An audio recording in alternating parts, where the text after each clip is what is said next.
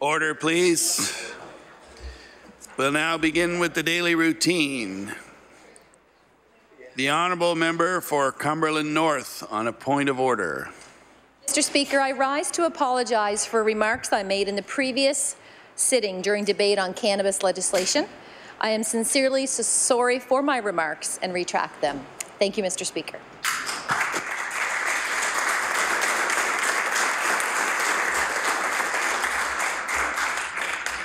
We'll now move on to presenting and reading of petitions. Presenting reports of committees.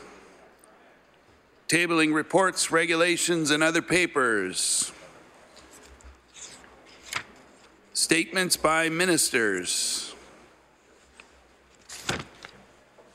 Government notices of motion. The Honourable Deputy Premier. Thank you, Mr. Speaker. I would present this on behalf of Premier McNeil and our Premier, and I would ask for a moment's silence following the resolution.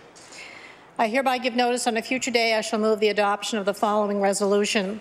Whereas on September 2nd, 1998, Swissair Flight 111 with 229 passengers and crew members tragically crashed into the waters of St. Margaret's Bay near Peggy's Cove, resulting in the deaths of all on board.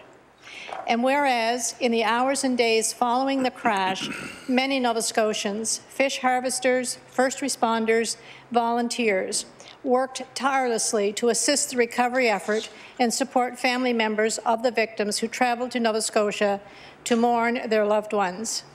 And whereas this year marks the 20th anniversary of this great tragedy and offers an opportunity not only to remember the lives lost, but also the tremendous resolve, compassion, and kindness shown by the countless Nova Scotians who offered their help. Therefore, be it resolved that all members of this House pause to remember the victims of Swissair Flight 111, their families who keep their memories alive, and all the many Nova Scotians who helped in the days following the tragedy. Mr. Speaker, I request waiver of notice, passage without debate, and a moment's silence. There has been a request for waiver. Is it agreed? Agreed. It is agreed. Will all those in favour of the motion please say aye. Aye. Contrary-minded, nay. Motion is carried. Will all members please rise as we observe a moment of silence for those souls lost 20 years ago in the Swissair.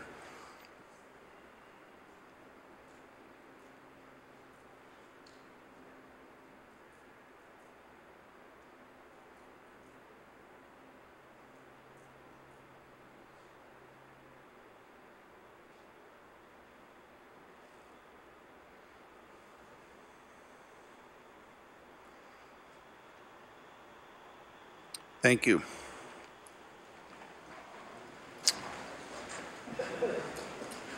The Honourable Minister of Agriculture, Fisheries and Aquaculture. Thank you, Mr. Speaker. Mr. Speaker, I hereby give notice on a future day I shall move the adoption of the following resolution. Whereas the Yarmouth-based fish cannery IMO Foods has delighted customers with a quality, locally sourced, sustainable products for over half a century. Whereas IMO Foods specialize in healthy products rich in omega-3 oils such as sardines, herring, mackerel, which appeal to many different brands worldwide. Whereas IMO Foods hires employees to pack locally purchased fish from the Bay of Fundy and generates economic benefits for the region and the province. Therefore, be resolved that all members of this House of Assembly congratulate IMO Foods on their 50th anniversary and ongoing contribution to the economic success of Nova Scotia. Mr. Speaker, I'd ask for waiver of notice and passage without debate. There has been a request for waiver. Is it agreed? It is agreed. Would all those in favour of the motion please say aye. Aye. Contrary-minded, nay. The motion is carried. The Honourable Minister of Labour and Advanced Education. Mr. Speaker, I hereby give notice that on a future day I shall move the adoption of the following resolution. Whereas the United Nations has declared September the 8th International Literacy Day, and whereas Canadian premiers and territorial leaders have recognized the importance of learning with the Council of the Federation Literacy Award to honour excellence in literacy, and whereas the Government of Nova Scotia is committed to empowering Nova Scotians through literacy and creating opportunities for lifelong learning. Therefore, be resolved that all members of this legislature recognize September 8, 2018 as International Literacy Day in the province of Nova Scotia. Mr. Speaker, I ask for waiver of notice and passage without debate. There has been a request for waiver. Is it agreed? It is agreed. Will all those in favour of the motion please say aye. Contrary minded, nay. The motion is carried. The Honourable Minister of Agriculture, Fisheries and Aquaculture. Thank you, Mr. Speaker. I hereby give notice on a future day I shall move the adoption of the following resolution. Whereas on September the 5th and 6th, provincial government employees kicked off their annual campaign to support the United Way with harbour swims at Halifax, Mahone Bay, Lunenburg and Yarmouth. Whereas money raised will help the United Way provide stable funding for more than 50 agencies and 100 programs, including after-school programming, literacy, employment training, and family resource delivery. Whereas Matthias McClellan and Bruce Hancock, employees of the Department of Fisheries and Aquaculture and the Department of Aquaculture, will participate in the Halifax Harbour Swim. Therefore, it be resolved that all members of this House congratulate all provincial government employees participating or helping to contribute to harbour swims across the province to support the United Way. Mr. Speaker, I would request waiver of notice and passage without debate. There has been a request for waiver. Is it agreed? It is agreed. Would all those in favour of the motion please say aye. Contrary minded, nay. The motion is carried. The Honourable Minister of Justice. Thank you, Mr. Speaker. Mr. Speaker, I hereby give notice that on a future day I shall move the adoption of the following congratulatory resolution. Whereas on August the 10th, 2018, residents of Fredericton and all Canadians were shocked and saddened by the deaths of 4 people during an active shooter situation in New Brunswick's capital city, including 2 civilians and 2 members of the Fredericton Police Force. And whereas the deaths of Constable Sarah Burns and Constable Rob Costello serve as a reminder of the risks taken every day by members of police forces and their selfless dedication to serving and protecting our communities. And whereas Nova Scotia law enforcement officers and civilian members assisted by providing full shift coverage and dispatch services while the city mourned in the aftermath of the tragedy. Therefore, be it resolved that all members of this House join me in expressing condolences to the families and friends of Bobby Lee Wright, Donnie Robichaud, Constable Rob Costello, and Constable Sarah May Burns in honouring the service and sacrifice made by law enforcement to keep our communities safe. Mr. Speaker, I request waiver of notice and passage without debate. There has been a request for waiver. Is it agreed? It is agreed. Would all those in favour of the motion please say aye. Contrary minded, nay. The motion is carried. The Honourable Minister of Health and Wellness. Thank you, Mr. Speaker. I hereby give notice that on a future day I shall move the adoption of the following resolution. Whereas fetal alcohol syndrome spectrum disorder is a brain injury that can occur when a fetus is exposed to alcohol, and whereas education and awareness about the dangers of consuming alcohol during pregnancy may prevent cases of fetal alcohol spectrum disorder, and whereas fetal alcohol spectrum disorder can affect anyone, therefore be it resolved that all members of this legislature recognize September 9th as Fetal Alcohol Spectrum Disorder Awareness Day. Mr. Speaker, I request waiver of notice and passage without debate. There has been a request for waiver. Is it agreed? It is agreed. Would all those in favour of the motion please say aye. Contrary minded, nay. The motion is carried. We'll now move on to introduction of bills. The Honourable Member for Pictou West. Thank you very much, Mr. Speaker. May I make an introduction first? Permission granted. I would like the members to draw their attention to the West Gallery, where I have 3 friends that I would like to introduce. First of all, I would ask Brenda Hattie to stand, who is a professor of women and gender studies. I would like to introduce my good friend John Carter. And I would also like to introduce Gerard Veldhoven, who is a dear friend and is an LGBTQ plus equality advocate who has been a great friend and mentor. Thank you very much. I'd like everyone to give them more applause.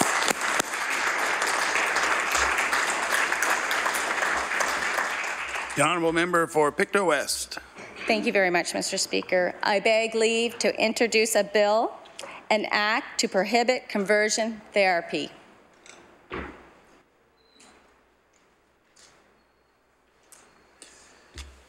The The honourable member for Pictou West begs leave to introduce a bill entitled An Act to Prohibit Conversion Therapy. Bill number 1, an act to prohibit conversion therapy. Ordered that the bill be read a second time on a future day. The honourable member for Glace Bay. Thank you, Mr. Speaker. I beg leave to introduce a bill entitled An Act to Continue Develop Nova Scotia.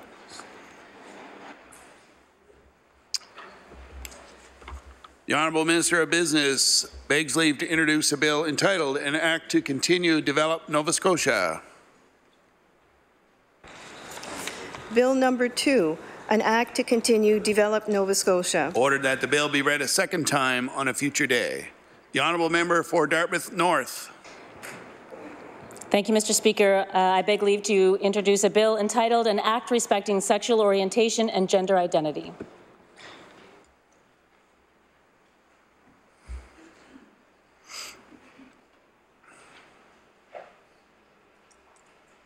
The Honourable Member for Dartmouth North begs leave to introduce a bill entitled An Act Respecting Sexual Orientation and Gender Identity.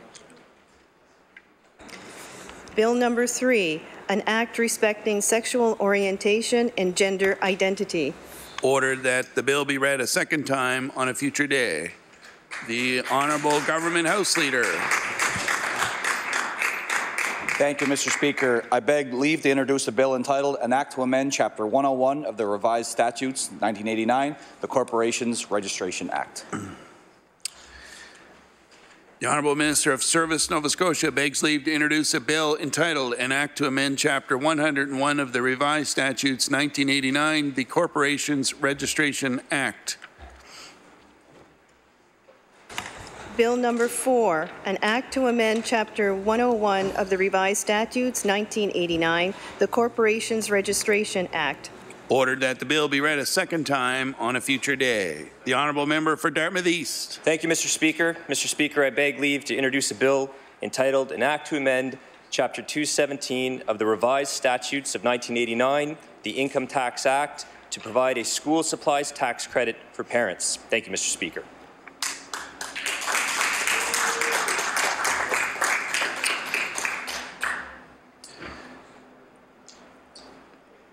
The Honourable Member for Dartmouth East begs leave to introduce a bill entitled An Act to Amend Chapter 217 of the Revised Statutes 1989, the Income Tax Act, to provide a school supplies tax credit for parents. Bill number 5, an act to amend Chapter 217 of the Revised Statutes 1989, the Income Tax Act, to provide a school supplies tax credit for parents. Ordered that the bill be read a second time on a future day. The Honourable Member for Cape Breton Centre. Mr. Speaker, I beg leave to introduce a bill entitled An Act Respecting Cape Breton Regional Municipality.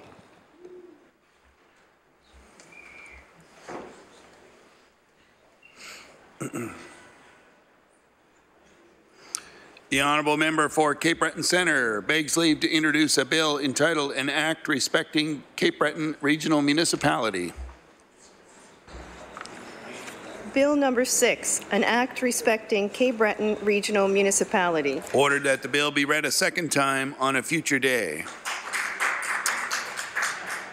The Honourable Member for Cape Breton Centre. Thank you, Mr. Speaker. Mr. Speaker, I beg leave to introduce a bill entitled An Act to Amend Chapter 302 of the Revised Statutes 1989, the Municipal Grants Act.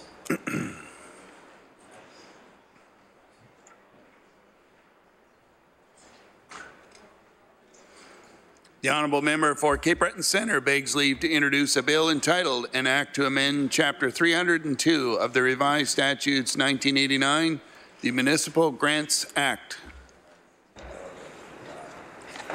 Bill number 7, an act to amend Chapter 302 of the Revised Statutes 1989, the Municipal Grants Act. Ordered that the bill be read a second time on a future day. The Honourable Member for Cape Breton Centre. Thank you, Mr. Speaker. Mr. Speaker, I beg leave to introduce a bill entitled An Act to Amend Chapter 32 of the Acts of 2014, the Health Authorities Act, to strengthen community health boards.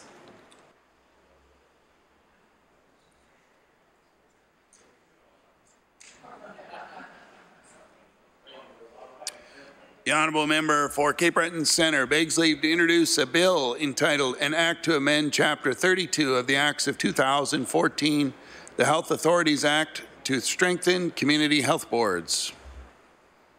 Tell me one. Bill number 8, an act to amend Chapter 32 of the Acts of 2014, the Health Authorities Act, to strengthen community health boards. Ordered that the bill be read a second time on a future day. The honourable member for Cape Breton Centre. Thank you, Mr. Speaker. Mr. Speaker, I beg leave to introduce a bill entitled An Act Respecting Collaborative Emergency Centres.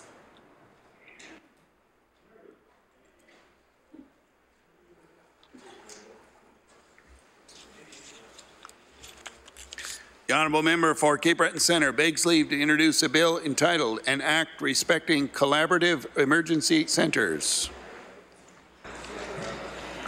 Bill number 10, an act respecting collaborative emergency centers. Ordered that the bill be read a second time on a future day.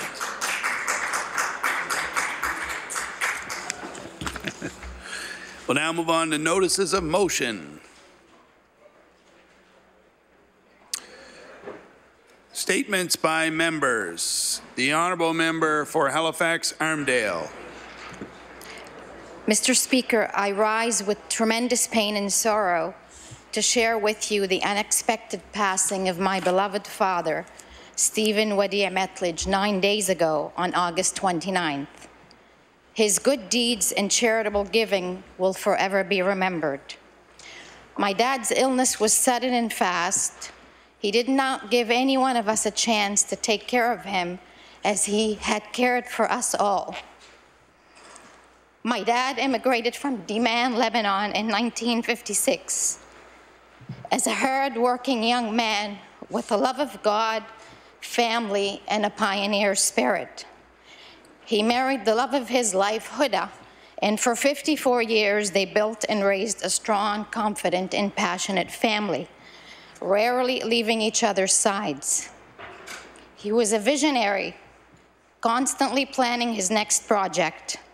He loved to be at the job site watching cement, concrete, mortar, and bricks grow into homes, community centers, and places of worship. His greatest vision and joy, however, was watching his family grow and keeping them close to him. He never missed a milestone and would have his 6 children, 17 grandchildren, and 3 great-grandchildren over for lunch every Sunday after Mass. My dad's smile and optimism were infectious. His strength and confidence in life and God will guide all those who loved him. It is with the same spirit, my dad, that I will continue to live and serve in honor of your memory. Thank you.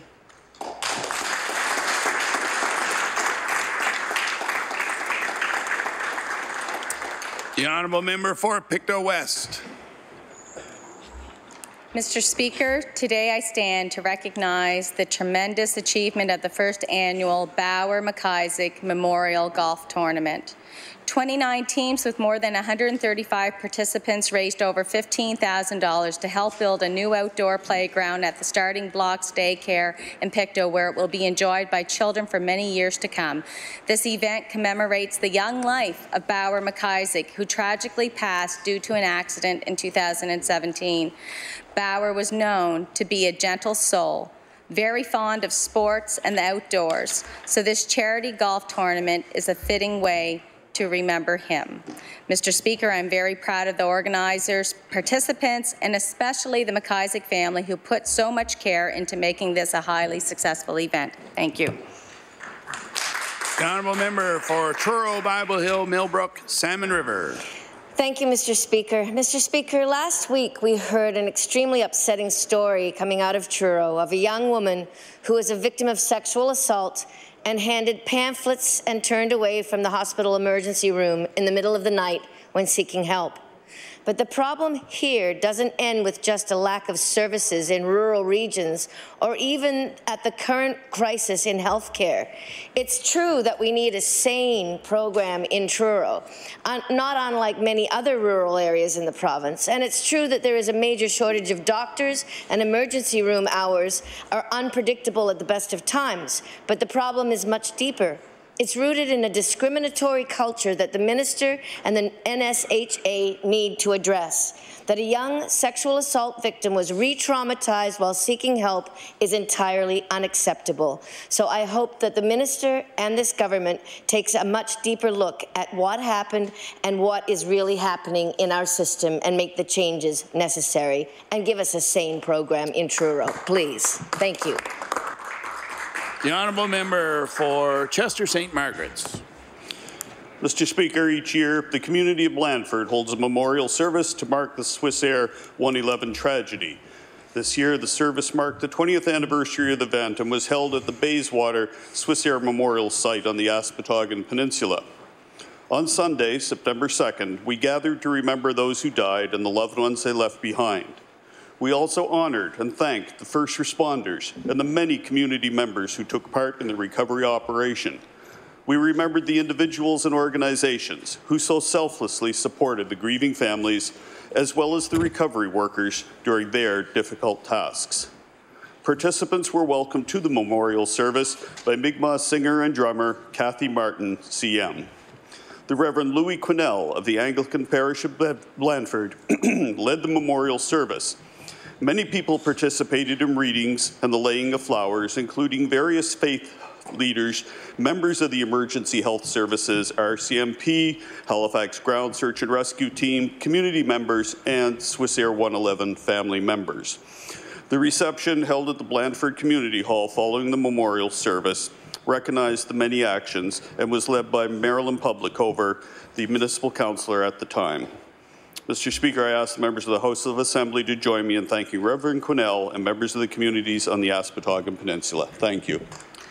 The honourable member for Cole Harbour Eastern Passage. Mr. Speaker, today I would like to take the time to recognize the Eastern Passage Cow-Bay Summer Carnival and its committee. Cindy Morash, the committee chair, and many other volunteers worked endless hours all year long to ensure that our community had a week of fun and festivities. This year, 2018, marked the 43rd year of this event. Some of the events during Carnival Week are the Lions Club Bingo, Cold Plate Supper, Domino Topple, Seniors Tea, and the ever-popular parade. The week always comes to an end with an amazing array of fireworks.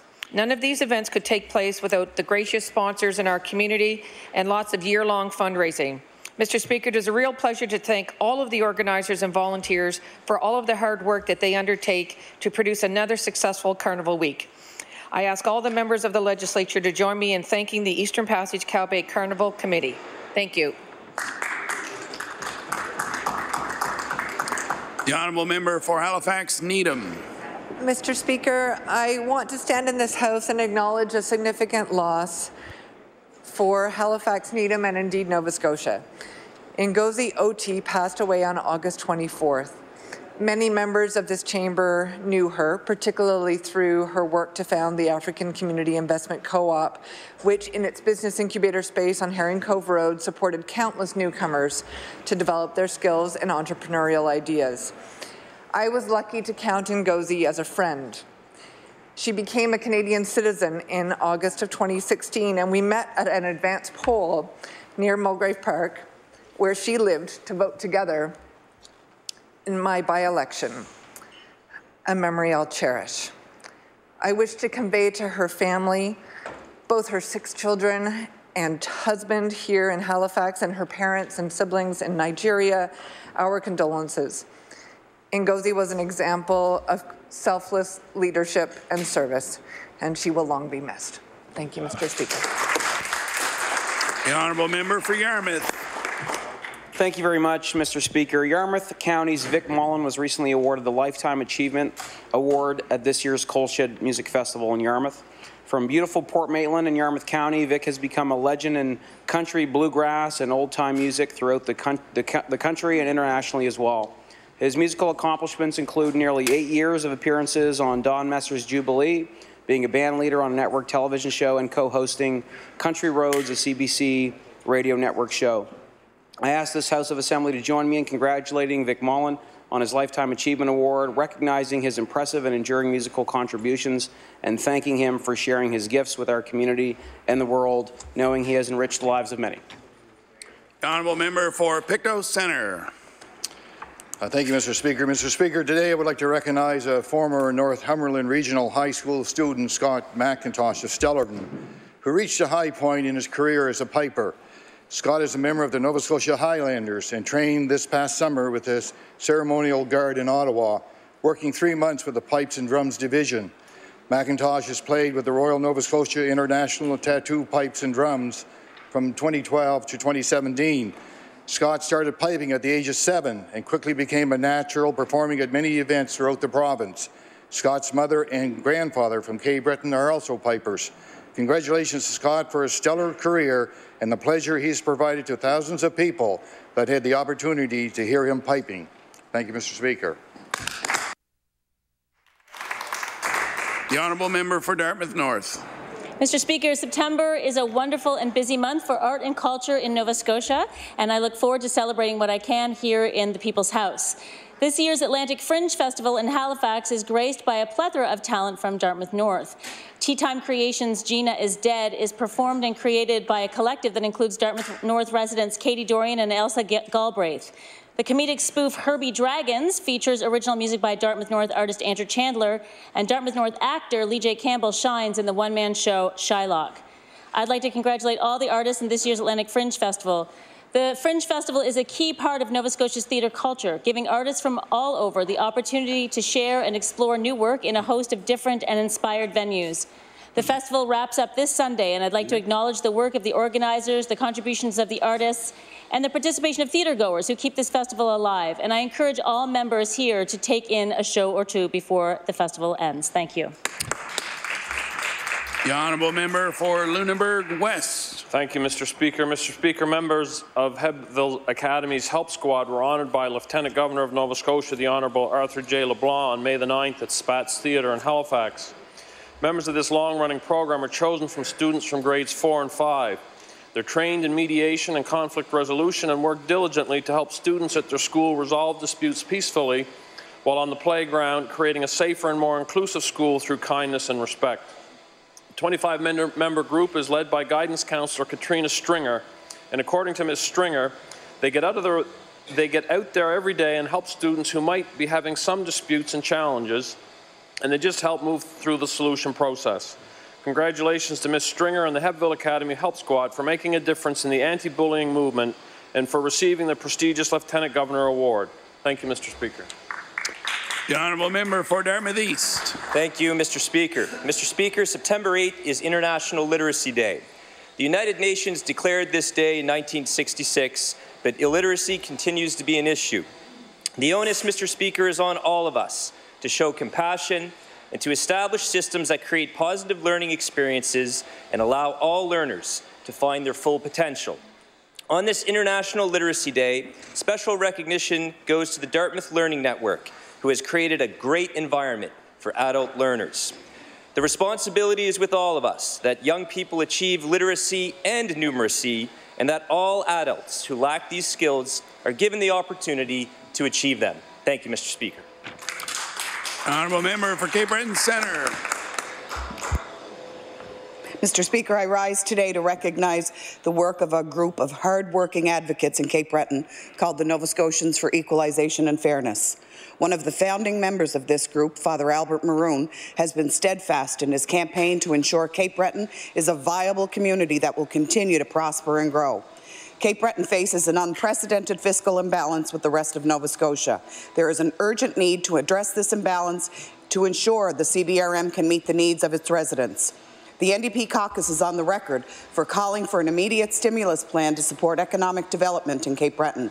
There continues to be rallies of support, and I am so proud to see Cape Bretoners come together, as we have for so many years, to support such a worthwhile cause. I urge my colleagues in this House to look into and study the dire situation in Cape Breton. I will continue to stand and support and march with them as we fight to keep Cape Breton alive. The honourable member for Bedford. Thank you, Mr. Speaker. In August, we lost a special Nova Scotian. Philip Reitman was born in Poland. He was a Holocaust survivor. His entire immediate family died in that genocide. After the war, he went to Newfoundland. There, he met and married his lovely wife, Dorothy, built a business, raised 2 sons. He didn't talk about his Holocaust experience for decades. But after moving to Nova Scotia, Philip began to speak. For the past 3 decades, he spoke to church members and school children and many others about the horrors of war. He spoke in Nova Scotia, in Newfoundland, in the northern states. He did a TED Talk, wrote a book. No one who heard him speak would forget that experience. He showed us the number the Nazis tattooed on his arm, 98706. But he wasn't bitter. His message was simple: love is always better than hate. Mr. Reitman received many honours: the Order of Nova Scotia, the Order of Newfoundland, honorary degrees, the Sovereign's Medal for Volunteers. My neighbour Philip Reitman died August 9th at the age of 96. By love he conquered the world, and he will be so missed. The honourable member for Colchester, Musqueam Valley. Thank you, Mr. Speaker. Mr. Speaker, I rise today to recognize an outstanding athlete. In August, Birch Hill native Zach Sill left Canada to join Sparta Prague in Czechoslovakia. He will be coached by Germany's Hugh Krupp, 2-time All-Star who played 14 seasons in the National Hockey League, scoring the Stanley Cup winning overtime goal in 1996. 32-year-old Sill was named playoff MVP in 2006-2007 when the Truro Bearcats won the Maritime Hockey League championships, advancing gradually to the National Hockey League, playing with Pittsburgh, Washington, and Toronto. Sill hasn't forgotten his roots, taking time this summer to oversee ball hockey activities in coming home to Brookfield Days. Please join me in congratulating Zach Sill as he takes on a new phase of his challenging career. Thank you, Mr. Speaker. The honourable member for Dartmouth South. Mr. Speaker, I rise today to welcome the teachers, principals, EAs, and support staff who work so hard to educate our young Nova Scotians back to school. I'd like to personally wish them all well amidst the uncertainty that persists as we adjust to a new administrative structure and hiring process and a high degree of uncertainty. Like so many other parents, I walked my children to school on Wednesday, my youngest for his very first day of primary. And like so many other parents, I felt an enormous debt of gratitude for the caring and dedicated professionals in whose care I placed them. Without them, I could not be here. Teachers shape and inspire our children. To all of the teachers in the province, I say I support you, I respect you, I am grateful for you, and most of all, thank you.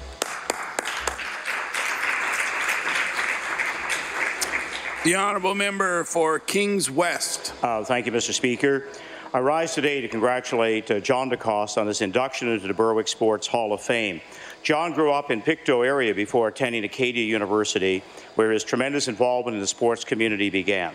His contributions include years of play-by-play commentary for the Acadia basketball, football, and hockey teams before embarking on a 22-year career as a sports journalist in Kings County, receiving regional and national recognition for his work.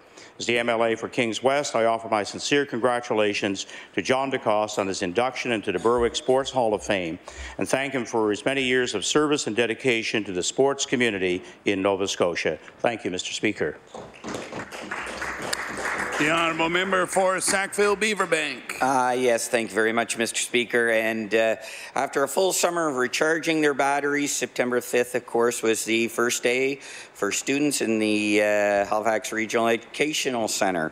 Some students are just starting out their educational journey, while others are entering their final year of formal education. Well, some I think are still waiting for the bus. But whatever grade they're entering, all can expect to expand their knowledge of the world, how it works, and how they can make a better place for themselves and us and future generations. Mr. Speaker, I want to rise today to wish all 2,749 students, including my daughters Jenna and Maria, all the teachers and school staff of Sackville-Beaverbank, an illuminating and enjoyable 2018-19 school year. Thank you. The honourable member for Truro, Bible Hill, Millbrook, Salmon River. Thank you, Mr. Speaker. In less than a month, Mi'kmaq History Month will begin, and I'd like to just express my excitement for an upcoming art show at the Millbrook Cultural Centre that will run from October 1st to the 19th. The work of Millbrook artists Gerald Glode, Lorne Julian, and Alan Syllaboy will be on display. Hooked rugs will display images of the province from a pre-colonized era, and it's important to recognize that in spite of traumatic legacies left behind from land evictions, residential schools, and the prejudice and neglect Mi'kmaq communities often have faced, that the history of the Mi'kmaq people remains strong, proud, and remembered. This art show is one example of how the traditions live on and is demonstrative of how a people can rise above a history of discrimination, abuse, and celebrate their identity. Thank you. Walalan. The honourable member for Antigonish. Thank you, Mr. Speaker. Many more residents and visitors to Antigonish are now able to visit one of the area's most beautiful beaches thanks to a new mat. It's called a Moby mat, a lightweight portable rollout non-slip matting that can be laid down on sand, grass, or other non-stable surfaces to provide access for wheelchairs, strollers, and pedestrians. In this instance, a Moby mat was laid out at the Pumpkett Provincial Park on August 27, 2018, from the boardwalk leading down to the beach's high water line. A huge thank you, Mr. Speaker, to Gary Maddy, a councillor with the municipality of the County of Antigonish, for working with staff at the Department of Lands and Forestry to have this mat installed. The evening the mat was installed, a resident of Antigonish who had never been able to visit the beach before was able to get right down to the ocean in his wheelchair thanks to the Moby mat. Mr. Speaker, it's my understanding this is not the only change to happen at Pumpkett Provincial Park to make it more accessible. The Department of Lands and Forestry have also made change rooms and washrooms more accessible, and there's also an adapted picnic table on site. Thank you. The honourable member for Sydney River, Myra Lewisburg. Thank you very much, Mr. Speaker. Mr. Speaker, I rise today to acknowledge songwriter Alistair McGilvery, who is known around the world for his most popular song, Song for the Myra. Alistair's haunting Celtic ballad was recently introduced into the Canadian Songwriters Hall of Fame. This song became an international hit for Alistair's fellow Nova Scotian Anne Murray. It introduced the world not only to the charms of Myra, but also one of the country's best songwriters.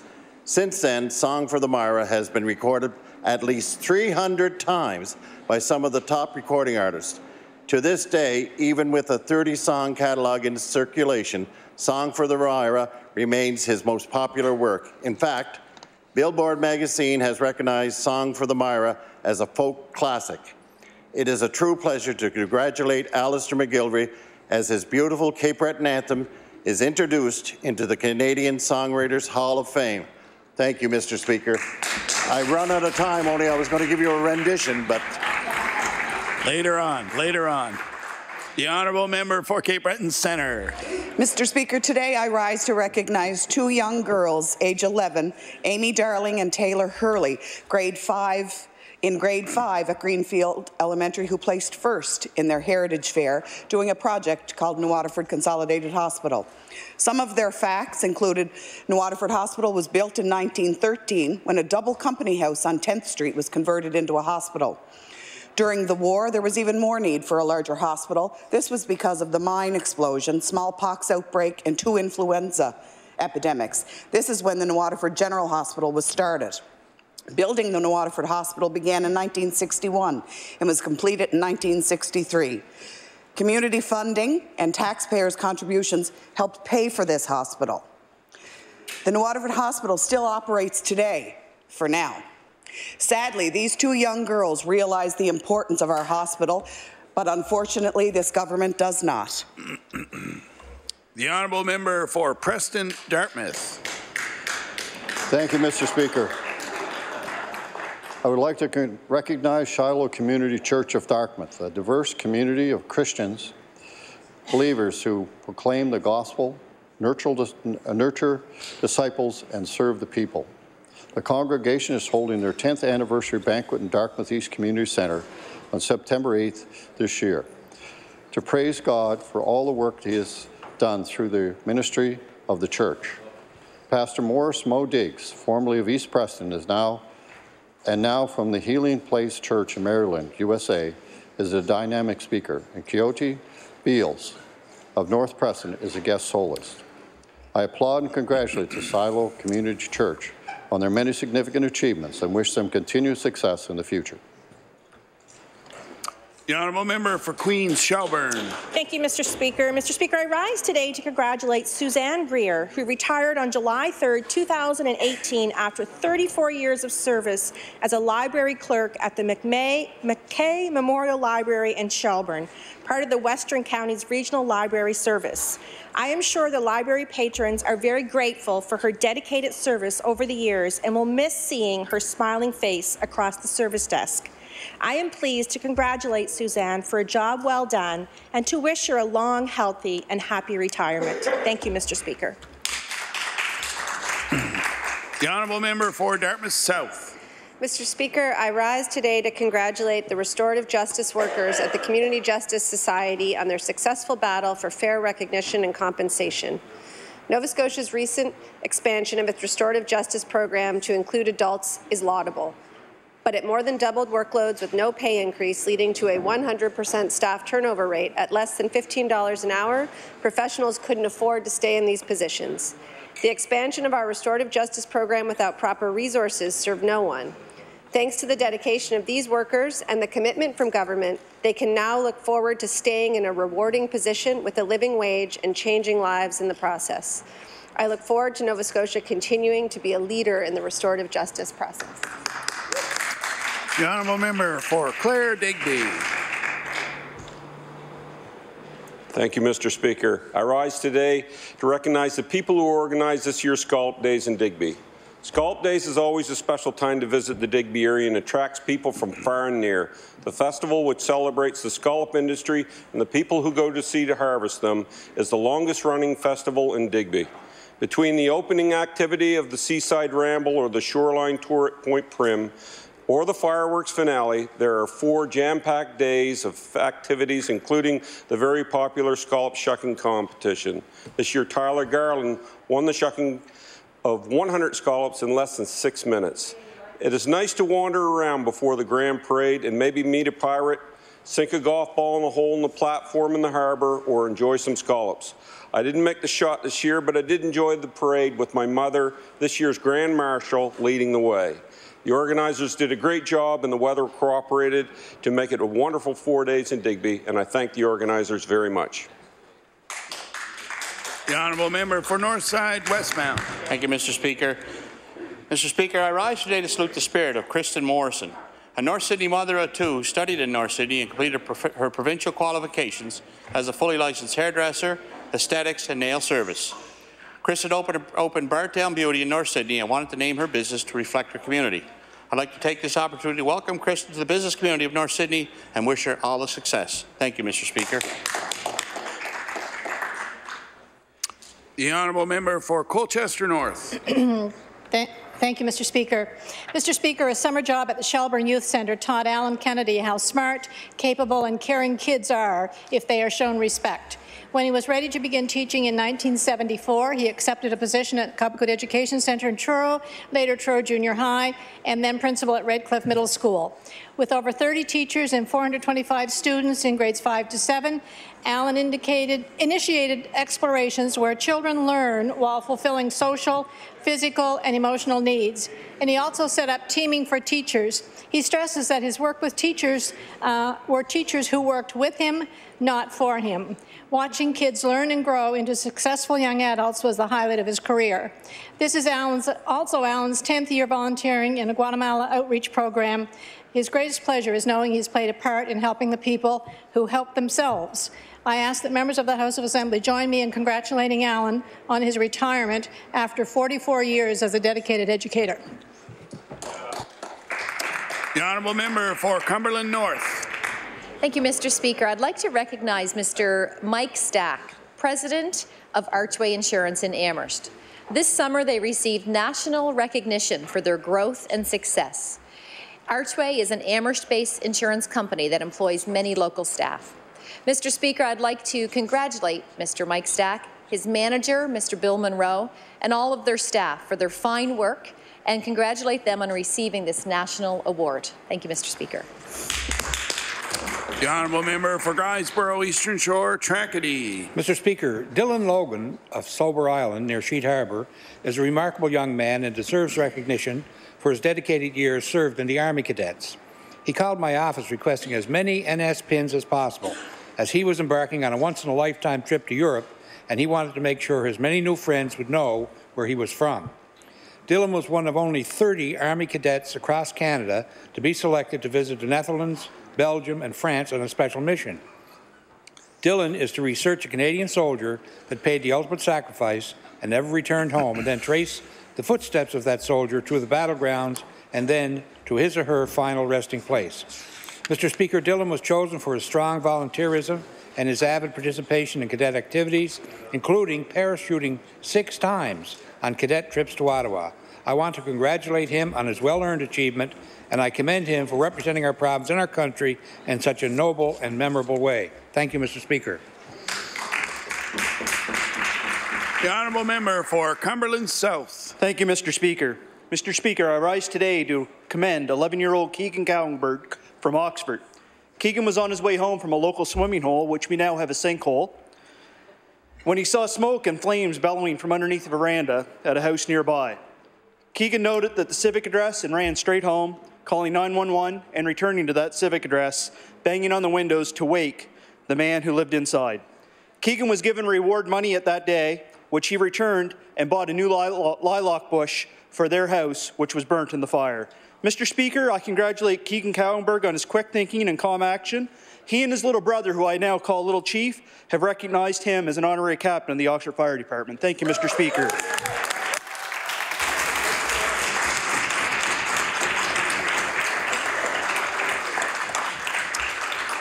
The honourable member for Cole Harbour, Portland Valley. Thank you, Mr. Speaker. Mr. Speaker, our ocean technology sector is an important and growing part of our economy. This spring, our government announced that 5 companies have signed tenant agreements for the new ocean hub on the Dartmouth waterfront. The Centre for Ocean Ventures and Entrepreneurship, COVE, is a hub where ocean innovators will have the space to collaborate and work together. Some of the companies that will work out of COVE include Marine Fair Inc., Kraken Robotics Inc., Sensor Technology Limited, Leeway Marine, and Dominion Diving. I ask that members of this House of Assembly please join me in wishing these companies continued success in their new location. Thank you, Mr. Speaker. The honourable member for Pictou West. Mr. Speaker, Matt and Jan McDonald organized the 3D Shoot for Dad, an archery competition which raised funds for the prostate cancer research. This event took place inside the Hector Arena and consisted of archers shooting 2 rounds of arrows at 20 targets. Archers were judged based on their accuracy at 2 separate distances. Members of the Pictou County Prostate Support Group also attended the event and provided an information booth for spectators. The Northumberland Straight Shooters and the Antigonish Archery Association both donated the use of their targets for the event, and I know this was greatly appreciated. I would like to thank Matt and Jan, all participants and spectators, for making this event a resounding success, which raised over $2,400 for the Pictou County Prostate Cancer Association. Thank you, Mr. Speaker. The honourable member for Timberley Prospect. Thank you, Mr. Speaker. I would like to recognize Sheila and Mike Lamplew.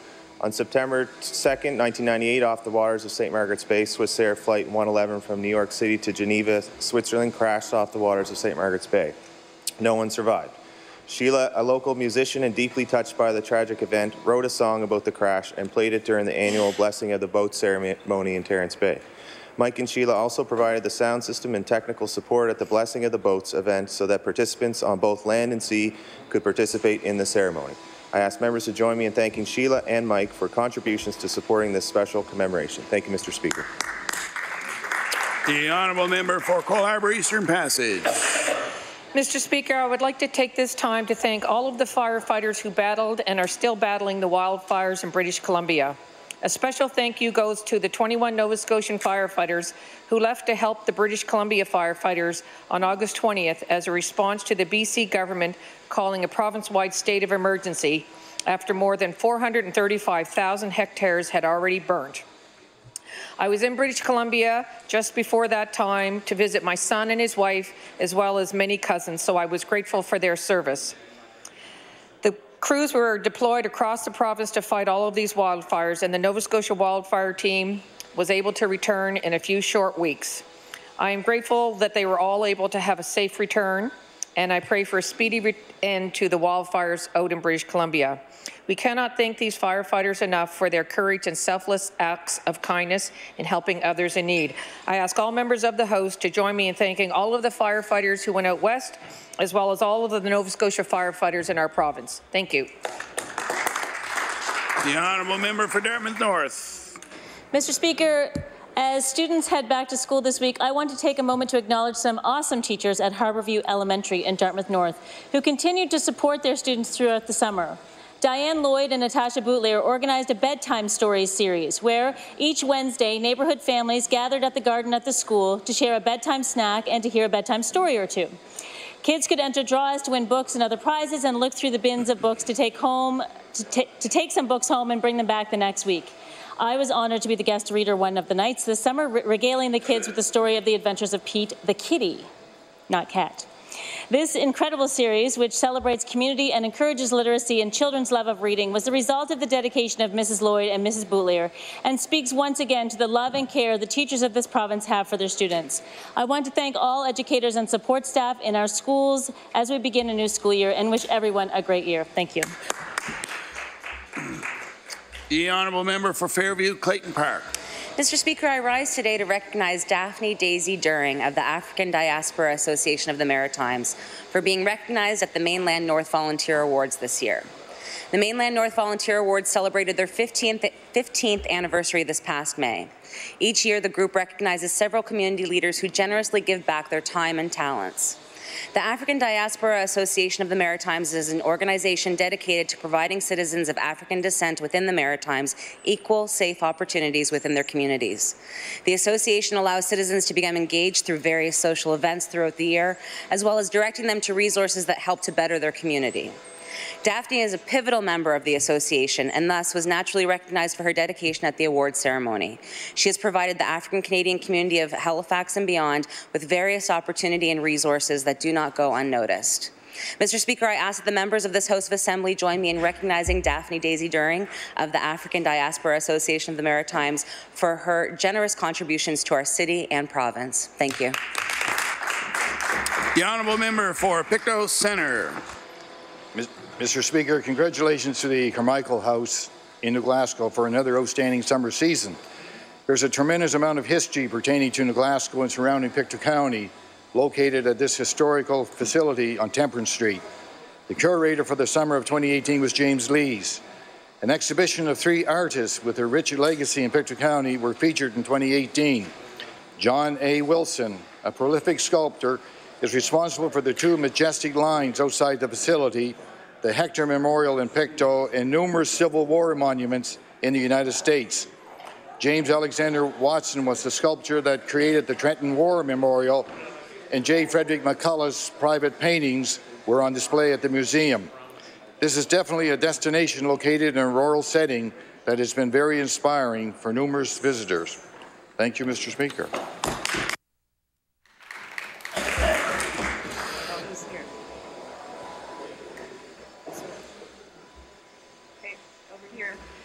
The honourable member for Hammonds Plains, Lucasville. Thank you, Mr. Speaker. The Hammonds Plains A's Mosquito AAA baseball team is this year's winner of the provincial title and will be off to Atlantics in Paradise, Newfoundland this month. The team played their hearts out all season on the weekend of August 24th, won the championship following extra innings. It was a hard-fought final, but the Hammonds Plains A's came out on top and won a trip to Atlantics. The team is made up of players who are under 11 in age and are from the Hammonds Plains area. They play their home games at LaPierre Field in Kingswood. The hard work and dedication of players and coaches, along with the support of parents and volunteers, led to their success this year. I'd like to ask all members of the House of Assembly to join me in congratulating the Hammonds Plains A's Mosquito AAA baseball team on winning the provincials and wish them well at Atlantics. Thank you very much, Mr. Speaker. The honourable member for Dartmouth East. Monsieur le Président, je me lève aujourd'hui pour reconnaître Eric Chance, un enseignant à l'école Bois-Joli. Comme enseignant d'éducation physique, Monsieur Eric encourage un mode de vie sain et amusant à ses jeunes élèves. Monsieur Eric commence le club de courir pour encourager ses élèves de vivre une vie active et les encourage de toujours faire de leur mieux. Monsieur Eric est un enseignant incroyable et cela est représenté dans plusieurs manières. Un exemple est que pendant l'année scolaire de 2017-2018, il a partagé le prix de bénévole de l'année, Vola sportif. Rejoignez-moi pour remercier M. Eric pour encourager un mode de vie sain et pur entre un modèle pour ses élèves. Thank you, Mr. Speaker.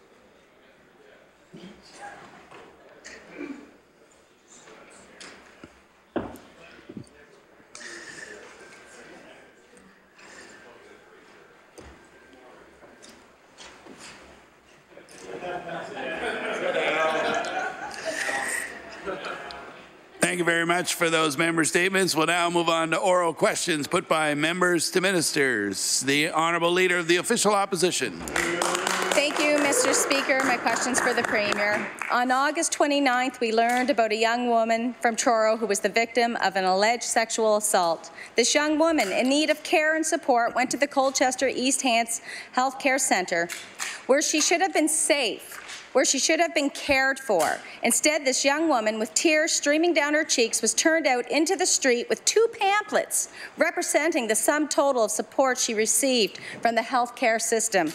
She was not examined, she was not counselled, and she was not cared for. I know the Premier must find this unacceptable. My question for him is, who is responsible for this tragic gap in the support network? The Honourable Premier. Mr. Speaker, the honourable member is right. This is completely unacceptable, Mr. Speaker, that a Nova Scotian is going into our institutions looking for health care and being put on the street with pamphlets. Mr. Speaker, the trauma that was inflicted on this Nova Scotian should have been treated with the care that it deserved. The Minister Department is finding out, Mr. Speaker, who is responsible for the treatment that this young woman received. The Honourable Leader of the Official Opposition on her first supplementary. Mr. Speaker, Truro is the 3rd largest community in Nova Scotia. I can't believe there would not be a sexual assault nurse examiner at this hospital. But I don't have to tell Nova Scotians that their access to health care is declining in this province, and I certainly don't have to tell rural Nova Scotians. This poor young woman had to walk out of the emergency room with sexual assault pamphlets in view of everyone else that was sitting there. Thank God her mother knew to take her to another hospital where she would receive the care needed. Can the Premier explain how the Colchester East Hants Health Care Centre is not part of the sexual assault nurse examiner program? The Honourable Premier. Thank you, Mr. Speaker. The honourable member would know we continue to expand that program. Just recently there was a hire in Yarmouth. There's one in the Valley. We're working with our healthcare institutions to ensure that we provide that service across our communities. I agree with the honourable member, Mr. Speaker, that service should be provided in Truro at that hospital, and we're going to continue to work with our partners to make sure that we continue to expand that service across Nova Scotia so that all Nova Scotians have access to it. The Honourable Leader of the Official Opposition on her final supplementary. Thank you, Mr. Speaker, and I thank the Premier for that answer. However, the mother of this young woman drove her daughter an hour and 15 minutes to St. Martha's Hospital in Antigonish. In doing so, they drove 35 minutes past the same program at the Aberdeen Hospital, because the staff at the ER couldn't even tell this young woman where the next closest same program assistance was. On what could have been the worst night of this woman's life, she turned to the healthcare system for help, and the system failed her. They failed to examine her. They failed to care for her. They failed to comfort her, and they even failed to tell her where to go for help. Can the Premier tell this House why any Nova Scotian should trust that service they need When will there be a service when someone needs it? The Honourable Premier. Thank you, Mr. Speaker. Mr. Speaker, I would tell all Nova Scotians, Mr. Speaker, when they require healthcare services to go to the closest emergency room, Mr. Speaker, and the very incidents the Honourable Member is talking about, I said in my very first answer, the Department is looking into this. The treatment this young lady received is unacceptable, Mr. Speaker, and we will look to find out what happened. The Honourable Leader of the New Democratic Party. This spring and summer, there's been rising concern around the province about the situation in nursing homes. People have passed away from bed sores, an entirely preventable condition, and advocate organizations as well as care providers have been speaking out. The government has requisitioned statistics from institutions about incidents of bed sores and has now implemented a review of the quality of care in nursing homes. So I'd like to ask the Premier, in light of all of this, if he thinks now that it would have been better had the government not taken that $5 million out of the funds of nursing homes over the last 4 years. The Honourable Premier. Thank you, Mr. Speaker. I want to thank the Honourable Member for the questions. He knows over the last 4 years we've continued to reduce the long-term care wait list that had grown under the NDP government when they were in power. He knows, Mr. Speaker, that we've heard from... Order, please. The Honourable Premier has the floor. We've heard from, Mr. Speaker, Nova Scotians who are concerned about the care some of their loved ones have been receiving. Well, we now have a group of experts in the field to come together to go out and reach and collaborate with the members who are providing this service to our communities, Mr. Speaker, and we look forward for that report coming back. The Honourable Leader of the New Democratic Party. The convening of the expert panel underscores, Mr. Speaker, my point. For some time, the government has contended there is no need for alarm. Everything in our nursing homes is as it should be, despite the escalating crescendo of concern there has been around the province. One does not appoint a panel for something that they don't think there's been a problem about. And so clearly, we see now that the government has recognized, has had a change of heart, and is seeing the matter differently, that there is a problem, that people have been right about this. In light of this evident change of heart, then, I would like the Premier to address the question, wouldn't it have been better in the first place if the government hadn't taken $5 million out of the funds of nursing homes over the last 4 years? The Honourable Premier. Mr. Speaker, I look forward to a report coming back. Mr. Speaker, I look forward to them going out, talking to the experts in the field. Mr. Speaker, if there's required funding to go into the program, it will become part of our budget process. Why we asked them to have the report back by the end of November, become part of the ongoing budgeting process that we do inside of the province, Mr. Speaker, and I want to ensure the Honourable Member that if there's money required to go into the system, the money will go in, but I also want to tell the Honourable Member it will be targeted towards services for Nova Scotians, Mr. Speaker. The Honourable Leader of the New Democratic Party on his final supplementary. I have not spoken with a single nursing home administrator in the province who doesn't feel that their mission has been compromised over the last number of years by the reductions in nursing home funding in the province. I've also not spoken to a single employee of a long-term care facility anywhere who's not felt the same. I therefore think it is very unlikely that the expert panel on long-term care is going to come to any different conclusion. And so I want to ask the Premier, if the panel comes back with a recommendation that the $5 million that has been taken away over the last 4 years from nursing home funds should be reinstated, will that recommendation be honoured and that money put back? The Honourable Premier. Speaker, I look forward, Mr. Speaker, to the report when it comes in. What I've said to the Honourable Member, any investment we make, Mr. Speaker, in long-term care will be targeted towards specific programs and services for residents of those programs, Mr. Speaker, to support them. The Honourable Leader of the Official Opposition. Thank you, Mr. Speaker. My question's for the Premier. Does this government understand that there are tens of thousands of Nova Scotians without a family doctor? The locum program is in chaos. Specialists are leaving. Yet this government refuses, Mr. Speaker, to acknowledge what is right in front of them. It is a health care crisis. The people of Nova Scotia see it. There are health care protests, Mr. Speaker, in Amherst, Pictou, Dartmouth, Cape Breton, and I'm sure we haven't seen the last of them. I've met people across this province who can't figure out if this government is ignoring the problem or just doesn't know how to fix it. So how much longer does the Premier plan to deny that there is a health care crisis? The Honourable Premier. Mr. Speaker, I want to thank the honourable member for her question. As she would know, across the entire country, Mr. Speaker, there's issues around attracting and retaining healthcare professionals. Mr. Speaker, we've continued to recruit. We brought 160 into our province. I'm very proud. Mr. Speaker, we're the only Canadian province to put in place a new immigration stream that we've attracted 10 physicians at this moment in time. There's others who are looking to come through that stream. We're continuing to work with communities across our province to provide them access to a primary health care team. We're going to continue to do so, Mr. Speaker. The problem and the biggest challenge, Mr. Speaker, is we're dealing with the fact that the healthcare system had been neglected by previous governments, unwilling to make tough decisions to move this forward. And we're looking forward, Mr. Speaker, to the support as we continue to modernize the infrastructure inside of this province to help retain and attract those much-needed healthcare workers. The Honourable Leader of the Official Opposition. Thank you, Mr. Speaker, and I agree with the Premier. They have been neglected. We read in the news today that more than 56,000 Nova Scotians are on the wait list for a family doctor. And we've heard from Nova Scotia Health Authority officials that the list only represents those looking for a doctor. The number is actually more like 100,000 or more.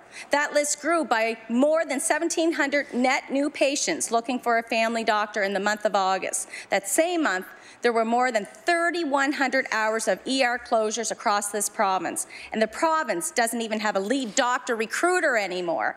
Will the Premier please acknowledge the full extent of this healthcare crisis so we can trust that he understands the problem? The Honourable Premier.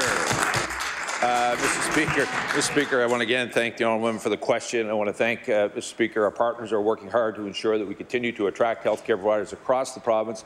I want to thank all those healthcare providers who reached out to us when we talk about modernizing infrastructure. We want to be part, Mr. Speaker, of moving towards a more progressive delivery of healthcare in this province. We're going to continue to work with them to modernize the system. At the same time, Mr. Speaker, we're going to compete with other Canadian provinces and in other places internationally looking for healthcare providers to come to work and live in this province, Mr. Speaker.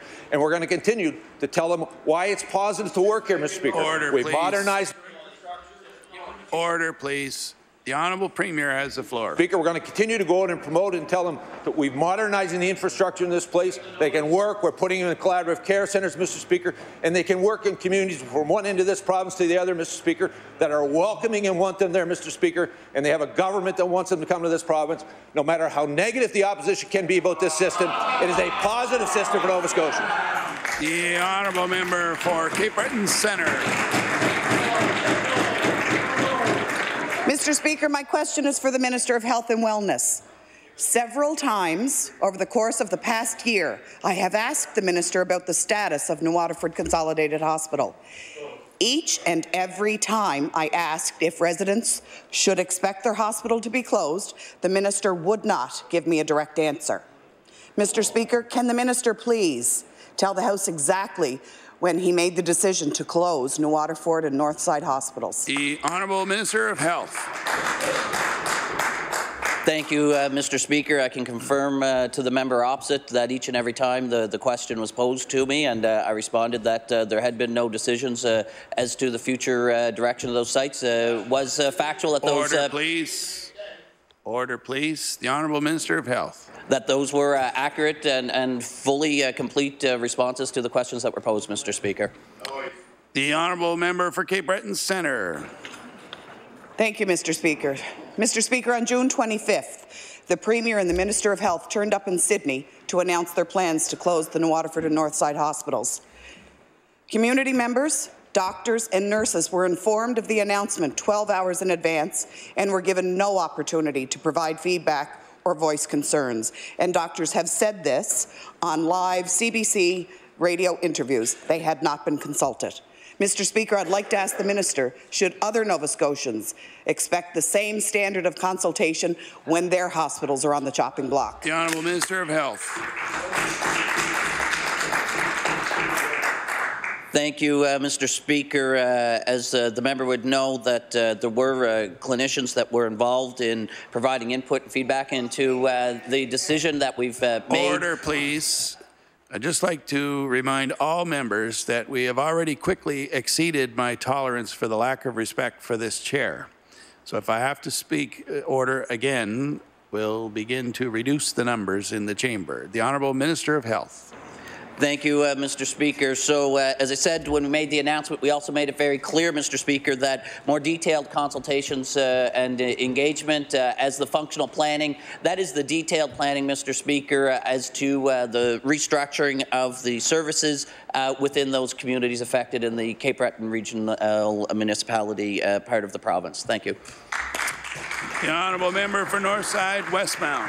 Mr. Speaker, my question is also to the Minister of Health. Mr. Speaker, my office can barely keep up with the calls from Cape Bretoners concerned about how this government has systematically dismantled the healthcare system in our region. Over the past year, I brought their concerns to the floor of this legislature, only to be given the same old unbelievable talking points by this Minister of Health. I've asked the Minister repeatedly and specifically about the future of the Northside General. He has deferred, he's talked around the issue, and has been intentionally vague. Mr. Speaker, we found out in June now why. Members of this tight-knit community deserve a healthcare system they can count on in their time of need. So my question to the Minister is, why has the Minister not been forthright and straightforward with the great people of Cape Breton concerning the closure of our hospitals? The Honourable Minister of Health. Thank you, Mr. Speaker, and I'm very happy to hear the member opposite and I are in agreement that the residents of his community in North Sydney deserve to have a system they can, healthcare system they can depend on in the time of need. And Mr. Speaker, that's exactly what the announcement we made in June is all about. The Honourable Member for Northside Westmount. Mr. Speaker, I'm glad to hear that from the Minister. On numerous occasions, I had asked if he would come to Cape Breton to attend health rallies so he can inform the great people of the North Side and Cape Breton his government's plan for the hospitals. Residents now know why the Minister was a no-show at these events. When the Minister finally did come to town, he sat behind the Premier, hiding in the shadows, not saying a word as the Premier delivered a crushing blow to our healthcare system. The Minister then made, Mr. Speaker, a quick run for the causeway. So my question to the Minister is why now that he has had a few months to review the department's plan for the region, will he now come to Cape Breton and face the great people of our island and in specific detail lay out the government's plan for this so-called better healthcare system? The Honourable Minister of Health. Thank you. Order, please. The Honourable Member for Northside Westmount will come to order. The Honourable Minister of Health. Thank you, Mr. Speaker. As I'd indicated, the plan and the direction that we're pursuing in that part of the province, Mr. Order, Speaker. please. The Honourable Member for Northside Westmount will excuse himself for the balance of question period.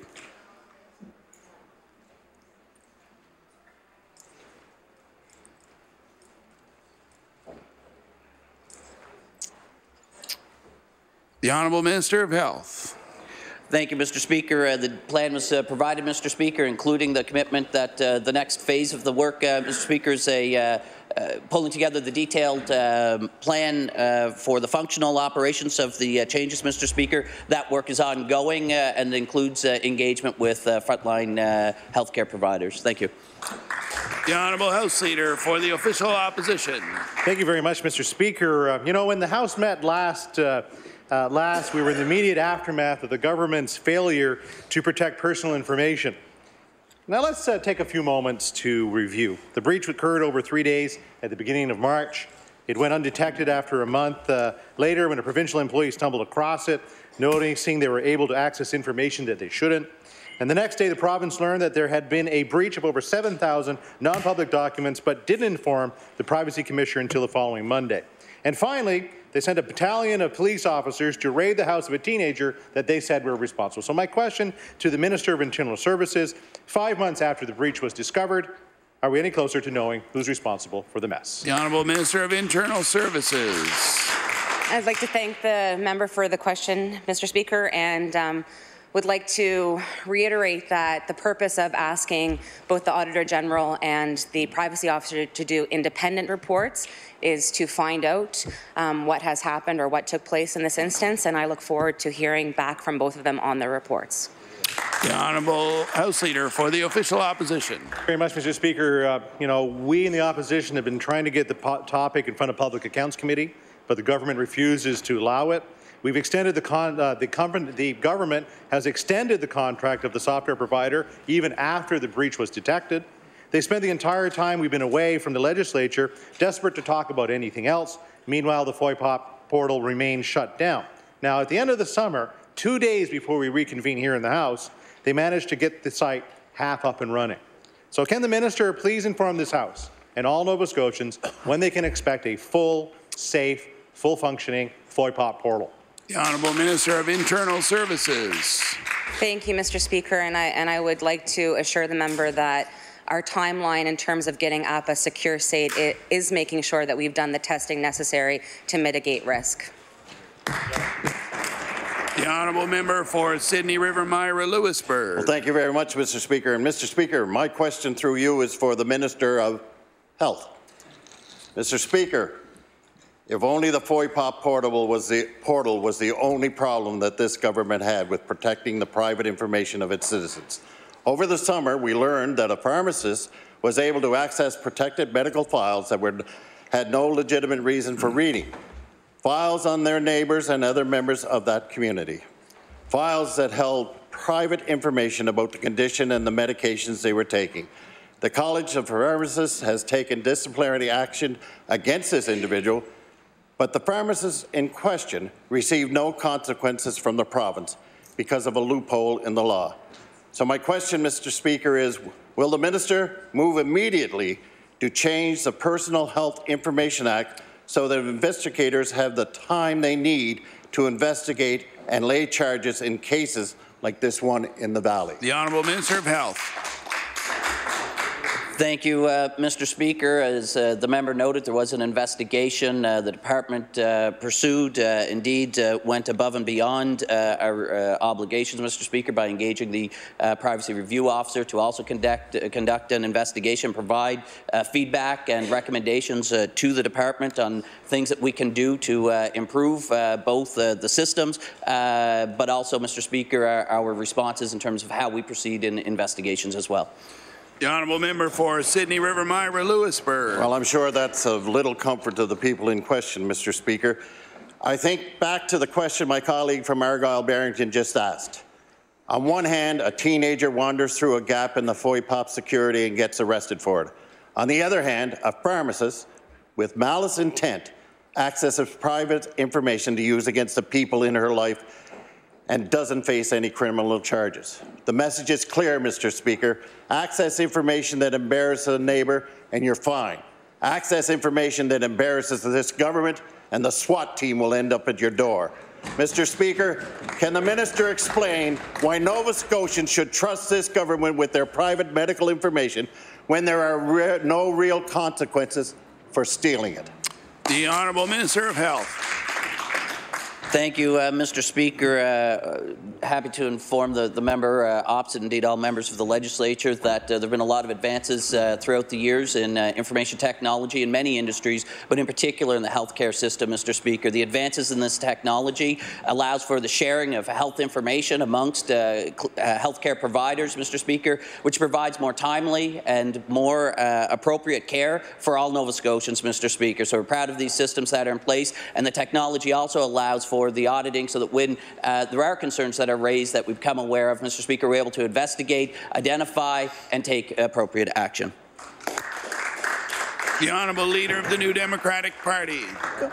On June 25th, Black Monday for healthcare in Cape Breton, the government announced a unilateral decision to close those two hospitals without any public dialogue, with any meaningful local consultation, and on such short notice that a number of affected physicians had to get to the announcement in their scrubs. Yesterday, the Premier characterized the opposition to this decision as noise. Now, the Premier is responsible for the standards with which the work of the government is conducted. And so I want to ask him, in his view, has his government's conduct about the hospital closures in Cape Breton met his personal standard of according respect? The Honourable Premier.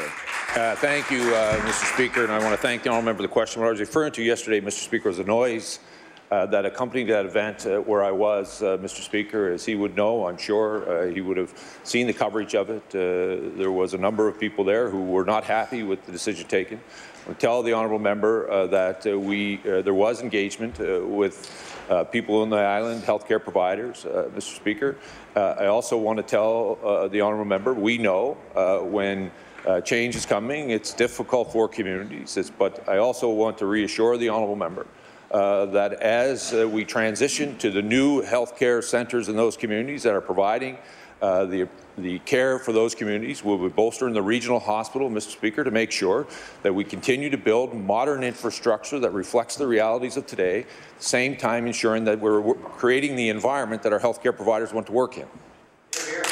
The Honourable Leader of the New Democratic Party.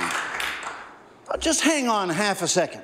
So Dr. Craig Stone, staff anesthesiologist at the 4 CBRM hospitals, receives notice that the announcement is going to take place at 8:30 that morning. The same thing happens to plastic surgeon Dr. Abdul Attia. Dr. Margaret Fraser, president of the Medical Staff Association for the CBRM, says we are essentially blindsided. What I'm asking the Premier about are the standards that he establishes for imparting a sense of respect to communities and medical communities from his government. Is it actually the case that in the Premier's view, an acceptable level of respect has been accorded to the medical community and the rest of the community of the CBRM about these announced hospital closures? The Honourable Premier. Mr. Speaker, I want to thank the honourable member for the question, Mr. Speaker. I think it's important that we recognize, Mr. Speaker, the announcement was not received unanimously by all members of the community, Mr. Speaker. I think it's also important, though, that the honourable member stands in the House and tells Nova Scotians that there are members of the healthcare community and broader community, Mr. Speaker, who want to see a modern infrastructure brought. I want to quote the honourable member, Dr. Paul MacDonald, head of internal medicine and Cape Breton cardiologist, on June 25th. This is a major improvement to help us take care of patients. I have a number of new specialists coming to our community who are going to practice critical care, pulmonary medicine, and if I bring them into a facility that is out of date, that doesn't have the equipment and the resources that they need, they're not going to stay. Quote, Mr. Speaker, I think this is a great day for Cape Breton, Mr. Speaker. Mr. Speaker, I also, Mr. Speaker, think it's important that Dr. Chris Melbourne, ER Chief, Mr. Speaker, said, I think this is an opportunity that we have in Collaborative Care Centre or a better family practice centre in New Waterford and Northside. I think people will actually get better care from the type of problems they have, Mr. Speaker. Mr. Speaker. So if we're going to cherry pick quotes, Mr. Speaker, let's be accurate, Mr. Speaker, and tell the real feeling of those communities. The honourable member for Cumberland South. Mr. Speaker, my question is for the Education Minister. The parents of the Oxford Education Centre are upset. Students were ready to attend the fall community in their school. In the dying days of summer, they found out they had to be bused to Pugwash. To find out on August 23rd that students were going to be displaced is unacceptable when the date was found out on August 9th, as indicated at public meetings. They are upset with the Minister for lack of information, absence of updates, and the status of the school in their community at 8 years old. Students from primary up to grade 12 will now have to travel 30 minutes at the very least and split shift at Pugwash Area School. My question, will the Minister please update this House and the residents of the Oxford area what they are able to do and house the students again as soon as possible? Honourable Minister of Education. Thank you very much, Mr. Speaker. Thank you very much, Mr. Speaker, and I want to congratulate the member on his first question in QP. Obviously, the situation in Oxford is an unfortunate one. We have a safety concern that's been brought to our attention by engineers. We currently have TIR professional engineers on site doing a full-scale evaluation of the school to make sure that all the health and safety concerns related to structure are properly assessed so we can develop a plan to address those. I know this is an inconvenience to the community. It's unfortunate, but the fact is, Mr. Speaker, that the health and safety of our kids comes first, and we need to make some difficult decisions sometimes to make sure that they are well taken care of. The honourable member for Cumberland South. Mr. Speaker, on September 4th, I held an open house meeting to hear concerned parents. The meeting lasted over 2 hours with 150 guests. They are concerned about the health and safety of the children as well. They are concerned about the busing schedules, travel times, and necessary transport for the kids to Pugwash. They're concerned about the children's boarding on the bus in the wee hours in the morning with winter months to come. They are concerned about after-school activities once you add in the extra travel time. Mr. Speaker, my second question, will the minister commit today to having these students back in their home before the winter months fly? The Honourable Minister of Education. Thank you very much, Mr. Speaker. These are all legitimate concerns. Obviously, I share the members' frustration over the situation. I know this is frustrating for people in the community. We are doing our very best to fully assess the issues in that school as quickly as possible so that we can assure parents and students and staff that if we are going to return them to that school, that it is safe for them. Thank you. The Honourable Member for Pictou East. Thank you, Mr. Speaker. My question is for the Minister of Transportation. I think many Nova Scotians and many Pictonians in particular were interested to learn that last year the province spent $6 million to finance the design of the new effluent treatment facility at Northern Pulp. People wonder if $6 million is just the start of the province's commitment towards the new treatment facility. So $6 million was spent up to March 31st. I wonder if the minister can update the House how much has been spent in addition during this fiscal year, and as a bonus, maybe how much is booked as a liability for the province's share of the new treatment facility plan. The Honourable Minister of Transportation and Infrastructure Renewal. Mr. Speaker, since the beginning of this fiscal year, no additional disbursements have been made in the process. The design of the effluent treatment plant is a joint effort that is going forward and is in parallel track with the replacement of the Boat Harbour facility and will represent a huge improvement for the effluent that's exiting into the Northumberland Strait. Thank you. The Honourable Member for Pictou East. Thank you, Mr. Speaker. I'd like to redirect to the Minister of the Environment. I think public confidence in the new treatment facility is critical. To that end, it's important that everyone understand the process from both the mill and the province going forward.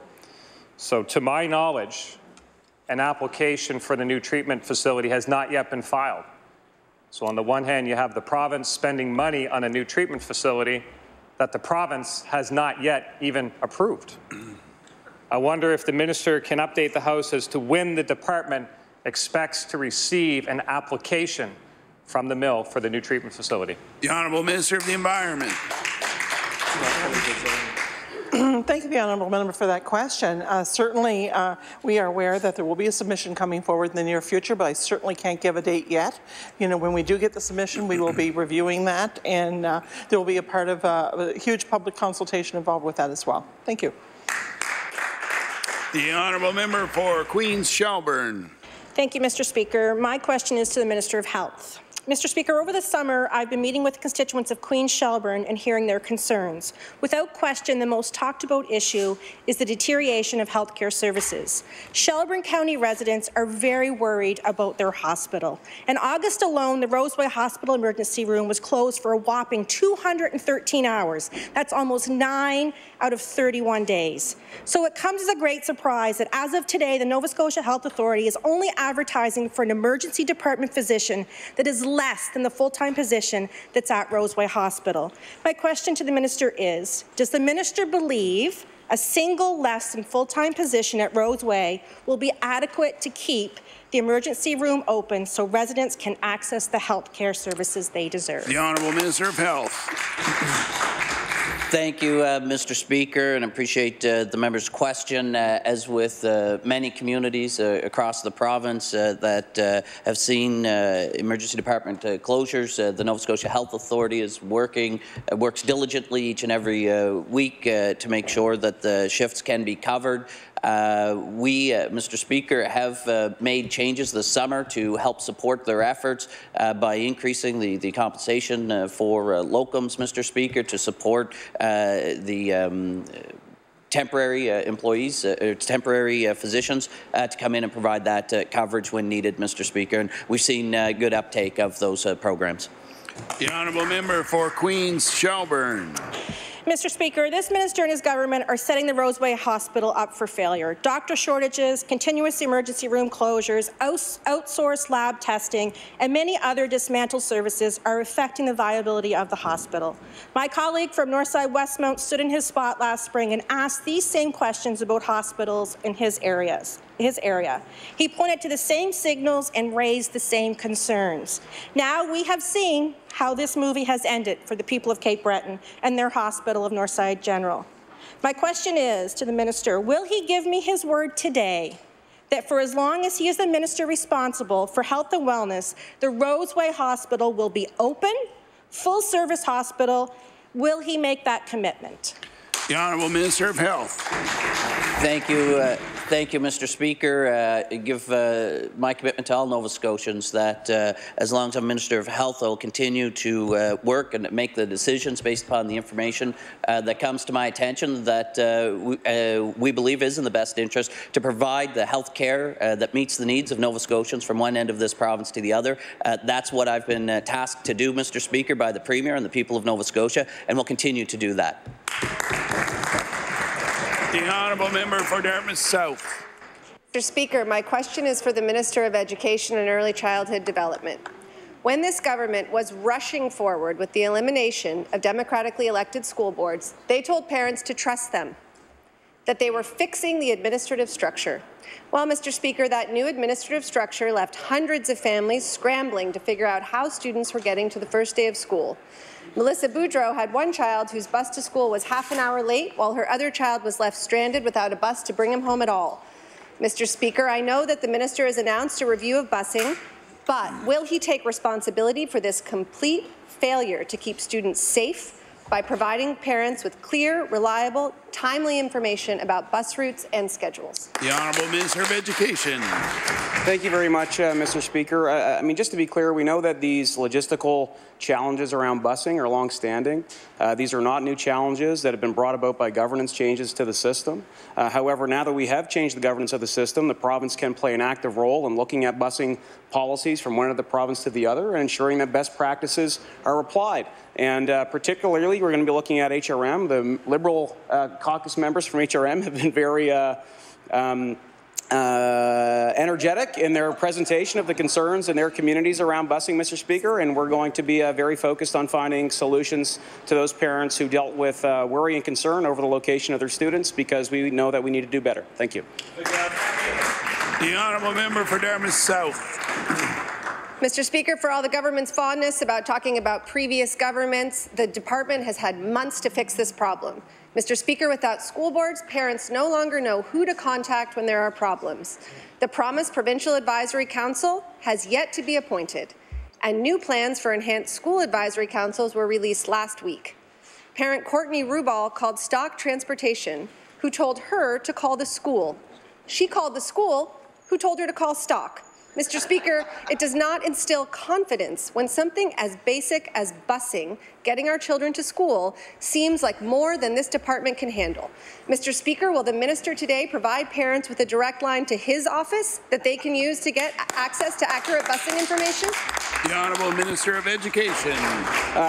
Thank you very much, Mr. Speaker.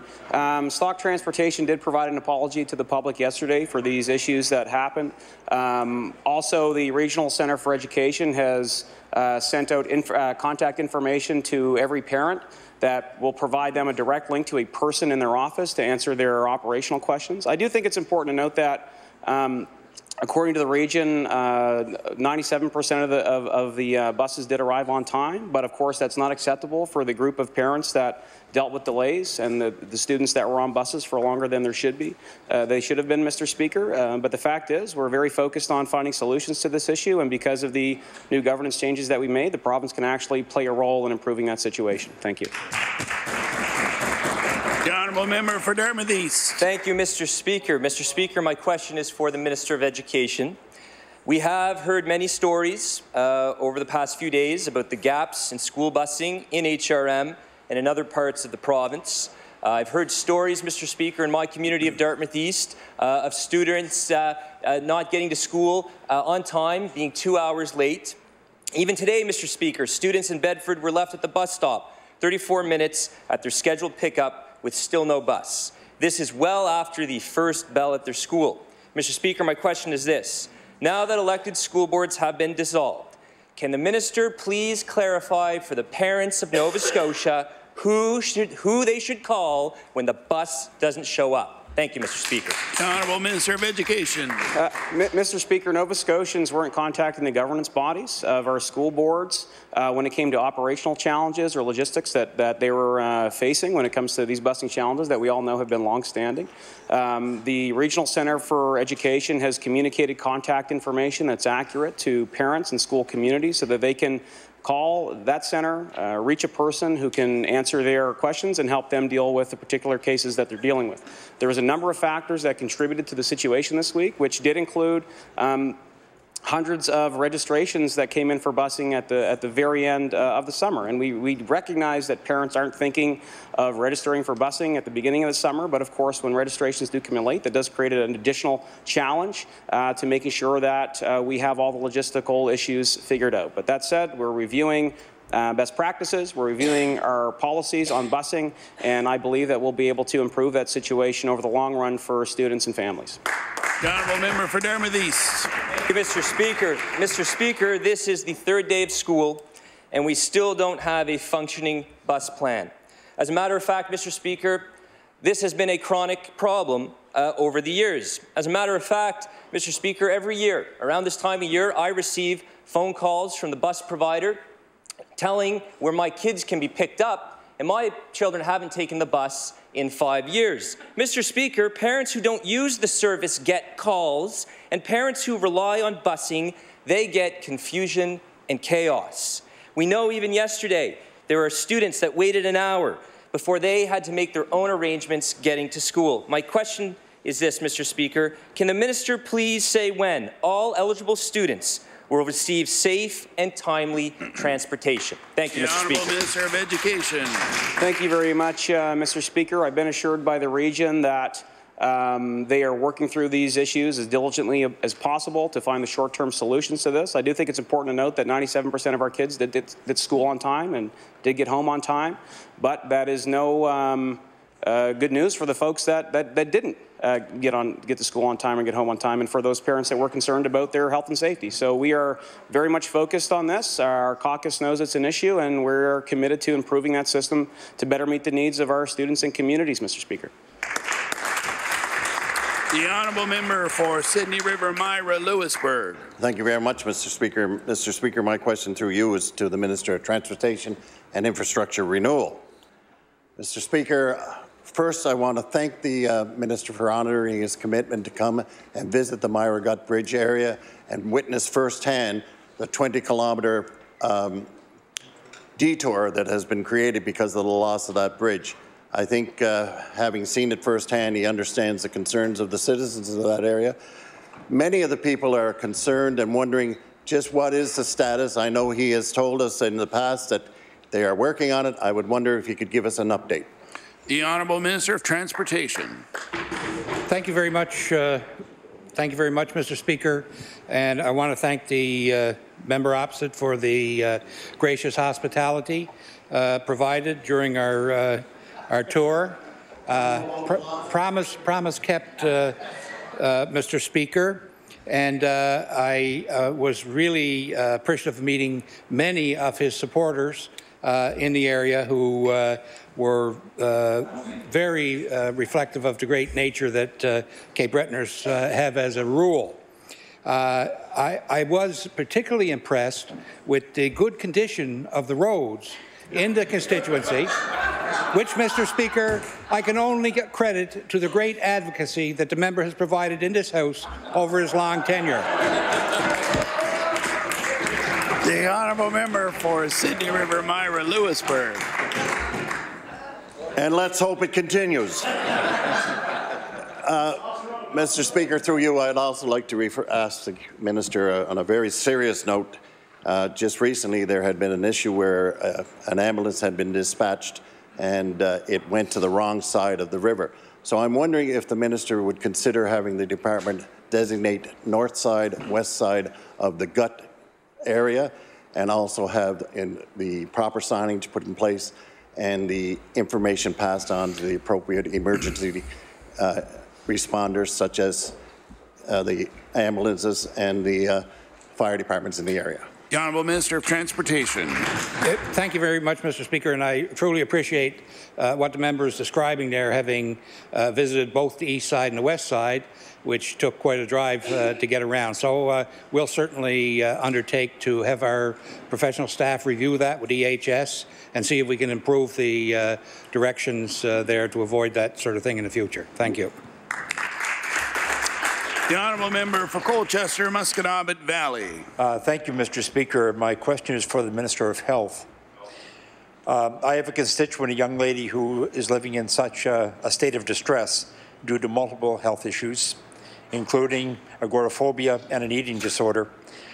These disorders prevent her from going to school or, in some cases, even making medical appointments. Presently, her prescription is running out and she has no way to have them refilled. On August the 3rd, my office contacted the Minister's office for assistance, and unfortunately, we have not yet heard back from them.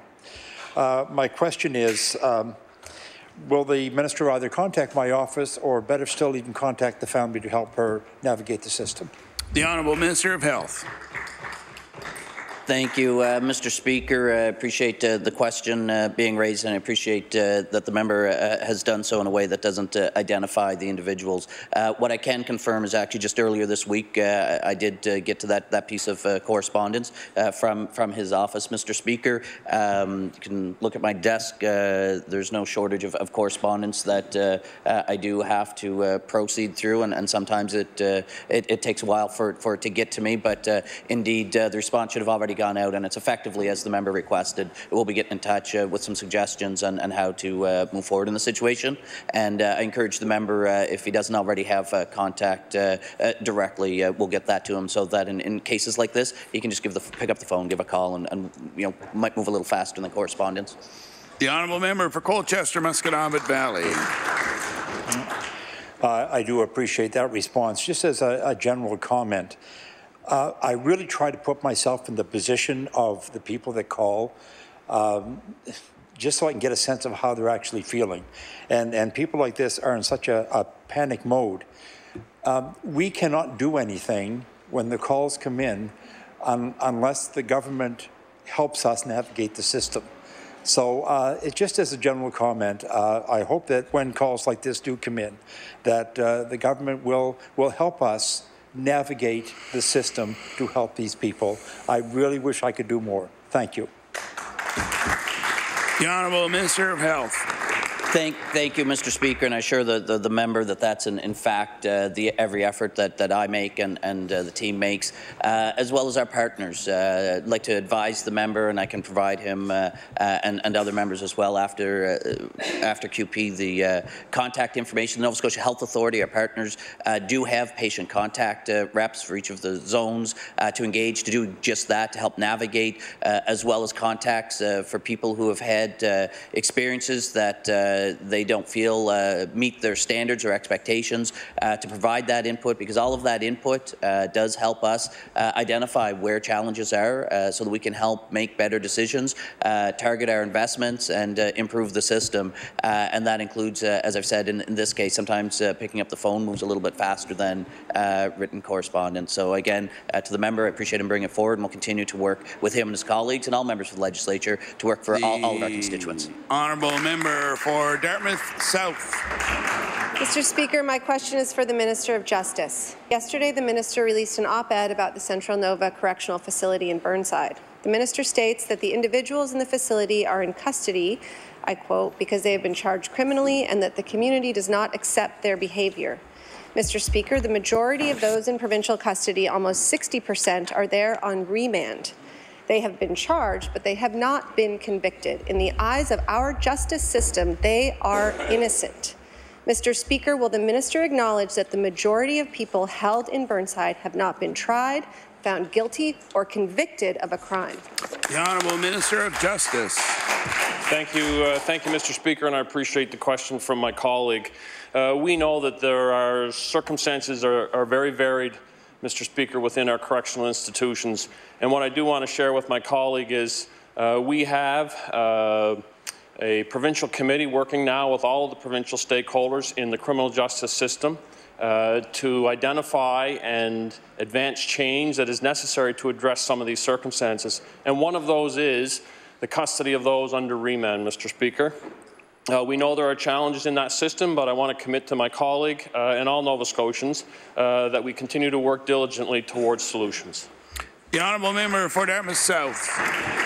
I thank the Minister for that answer. Mr. Speaker, yesterday a media report indicated that 5 people in Burnside have asked the court to order them released from solitary confinement. 3 of these people are on remand. One of them, Kaz Cox, has been given no information about why he is being held in solitary. He has had his lights on from 8 a.m. to 12 a.m. each day and a high-beam flashlight in his face every half hour between 12 a.m. and 8 a.m. In his handwritten application, Mr. Cox says he feels that he is being tortured while awaiting trial. Mr. Speaker, does this situation meet the minister's standard for our justice system? The Honourable Minister of Justice. Thank you, Mr. Speaker, and I appreciate again the circumstances that my colleague is sharing. I'm not aware of the specific circumstances that she has shared. But certainly, Mr. Speaker, there are varied reasons why individuals are in close confinement. And often, Mr. Speaker, it is for their own very protection. And there are other circumstances, Mr. Speaker, that are intended to address the overall objective of security within those facilities. Mr. Speaker, it was just this past week that a matter of close confinement was brought before the Nova Scotia Supreme Court. And Justice Cody was very clear in his decision, recognizing that close confinement is an appropriate tool at times, Mr. Speaker, but a tool of last resort. And I want to table, Mr. Speaker, an article that addressed that. The Honourable Member for Cole Harbour Eastern Passage. Mr. Speaker, last weekend I was in Emerge and there were 6 ambulances backed up. Order, so they please. sent 20. Time allotted for oral questions put by members to ministers has expired. We'll now move on to government business. The Honourable Government House Leader. Thank you, Mr. Speaker. Would you please call address and reply? We'll now call address and reply. The Honourable Leader of the Official Opposition. Thank you very much, Mr. Speaker. It's a pleasure to stand in my place again today. And following on yesterday's brief remarks, I wish to make some additional comments. The speech was one that I believe the government felt there was a lot of substance and perhaps enough to wipe a slate clean and start fresh. A distraction, more or less. For those Nova Scotians, though, Mr. Speaker, who were looking for specific actions, they truly were largely disappointed. Sure, we all agree there were some elements that were very important in the speech and that we would support. But the speech rightfully acknowledged that much of the credit goes to Nova Scotia citizens, not the actions of this Liberal government. As I stated yesterday, it was like a long congratulatory member statement. The Liberal government sadly has set a public relations agenda for this province. Buzzwords like inclusive economic growth and strategic economic infrastructure don't really mean anything and leave little room for the trust for accountability. Do they actually mean more, and specifically, perhaps free market-based decisions and less red tape? Does it mean there will be a focus on growing specific sectors of our economy? What does it actually mean, Mr. Speaker? Did we see any honest assessment as to what progress has actually been made on the Now or Never report? Absolutely not. There is a website, though, the One Nova Scotia dashboard, that you can all look at and assess for yourselves how well this Liberal government has actually done. There are 19 indicators that were committed to by all parties in this chamber. The PC party fought to have the commitments legislated or at least governed by the accountability of our ministers responsible. The government rejected it, though, Mr. Speaker. But once again, we did get a website, didn't we? It's not telling the story of the speech from the throne. But the facts are clear, and they show this government can now not be trusted. 1, Nova Scotia indicators, there's 19 of them. And Nova Scotia, Mr. Speaker, is behind almost all of those 19 Nova Scotia indicators. Interprovincial migration, behind. International immigration, behind. Retention of international students, behind. New startup of high-growth firms, behind. Exports, still flatlined, even with the remarkable growth of our seafood exports, which I congratulate that sector. Well done. However, labour force participation, lower, Mr. Speaker, lower than 2012. Youth employment, down from the 2012 rate. Youth employment, down. You're starting to get the factual picture, Mr. Speaker. It's just not the one that was read yesterday.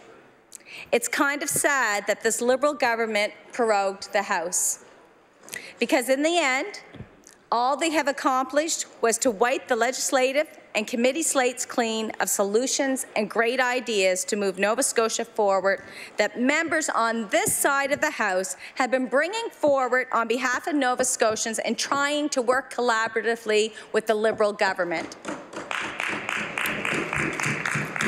But we're going to continue. We're not backing down. We will continue to put these ideas forward, just as we have committed to on matters of great importance to Nova Scotians, such as banning conversion therapy. Nova Scotians, all people really, should be free to be who they are. There is no greater gift, Mr. Speaker, than having a sense of belonging. And there is no greater freedom than the freedom to be yourself. I am happy to know that the NDP caucus has joined our caucus in this view, and that we will work collaboratively together to ensure there's a comprehensive bill to ban conversion therapy. And I hope that this Liberal government will join us. It does not matter whose bill it is. What matters is that it's a comprehensive bill to end this horrific service, whatever you want to call it. I'm especially heartened to know that during this session, we will attempt to ban it.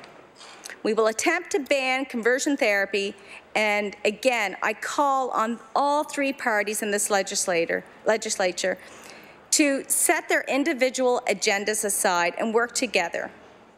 The PC caucus is also looking forward, Mr. Speaker, to reviewing the new Traffic Safety Act. And we were very pleased that we had the opportunity to have public servants come in and consult with us at our caucus meeting. And I thank the Minister of Transportation for that. It was a great discussion, and I think they took a lot away from that discussion and suggestions and recommendations that we hope to see in this new act that's coming forward. I hope, though, Mr. Speaker, that the Liberal government is truly listening to all users of our roads, from everyone that are on motorcycles and cars, pedestrians, those with disabilities, those using bicycles, ATV users. I know the PC caucus is listening. And the PC caucus will also continue to stand firm with the average, everyday Nova Scotian trying to make ends meet and are facing a new Liberal carbon tax. It's scary.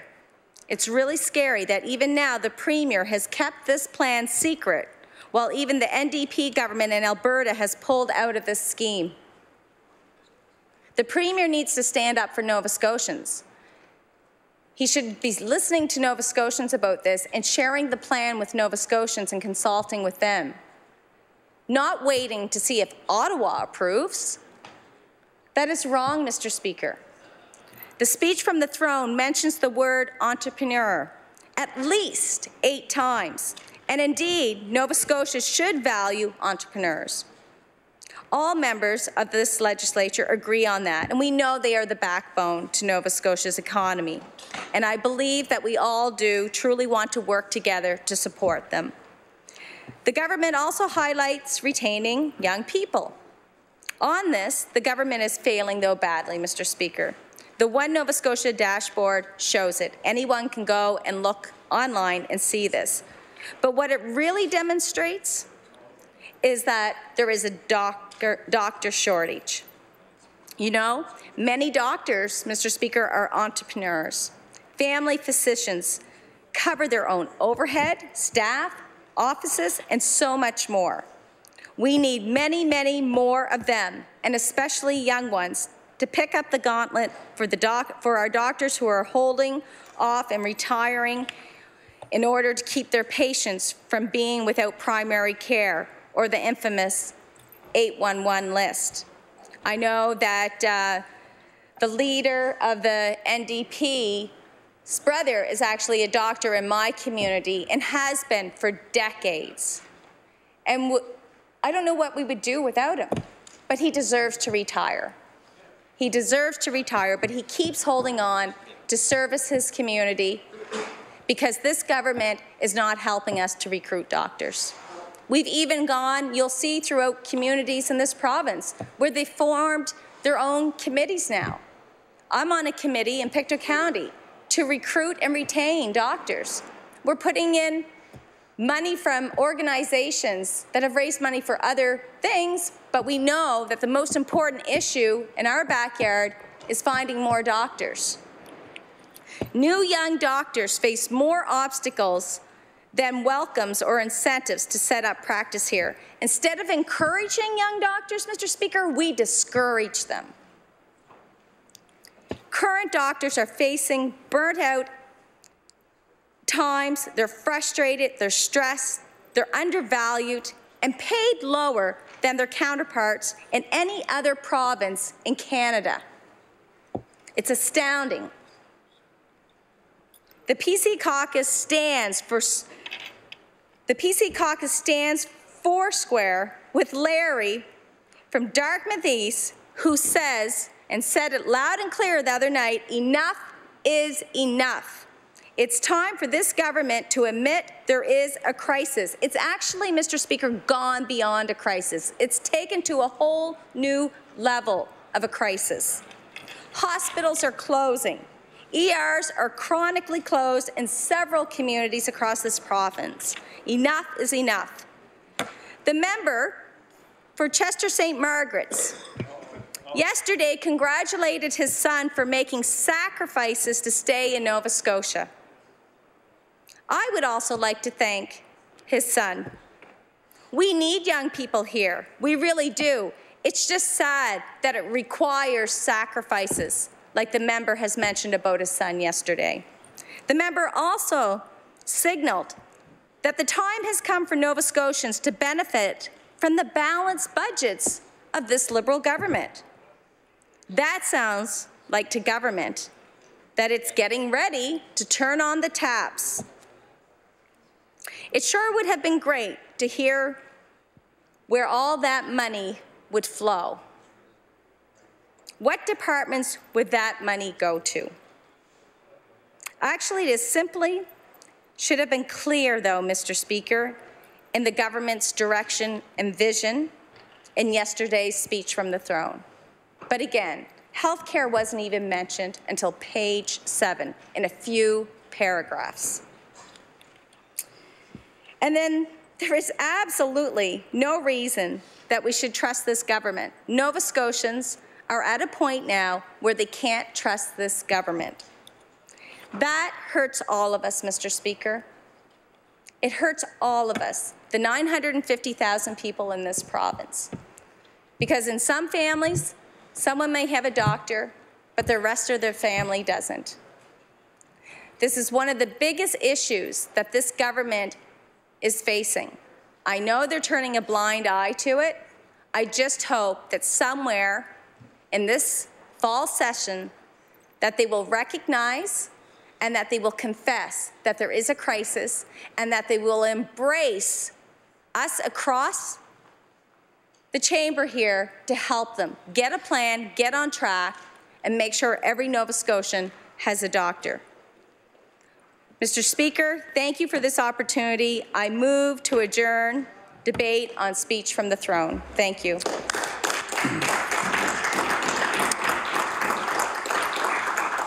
The motion is for adjournment of debate on speech from the throne. Would all those in favor of the motion please say aye? Aye. Contrary-minded, nay. Motion is carried. The Honourable Government House Leader. Thank you, Mr. Speaker. That concludes the government's business for today. I move that the House do now rise to sit again on Tuesday, September 11th, between the hours of 1 p.m. and 6 p.m. Following the daily routine and question period, business will include second reading of Bills 2 and 4, and with time permitting, address and reply. Motion is for the House to adjourn to rise today to meet again Tuesday, September 11th, between the hours of 1 p.m.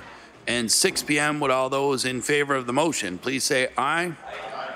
Contrary-minded, nay. Motion is carried. The House now stands adjourned until Tuesday, September 11th at 1 p.m.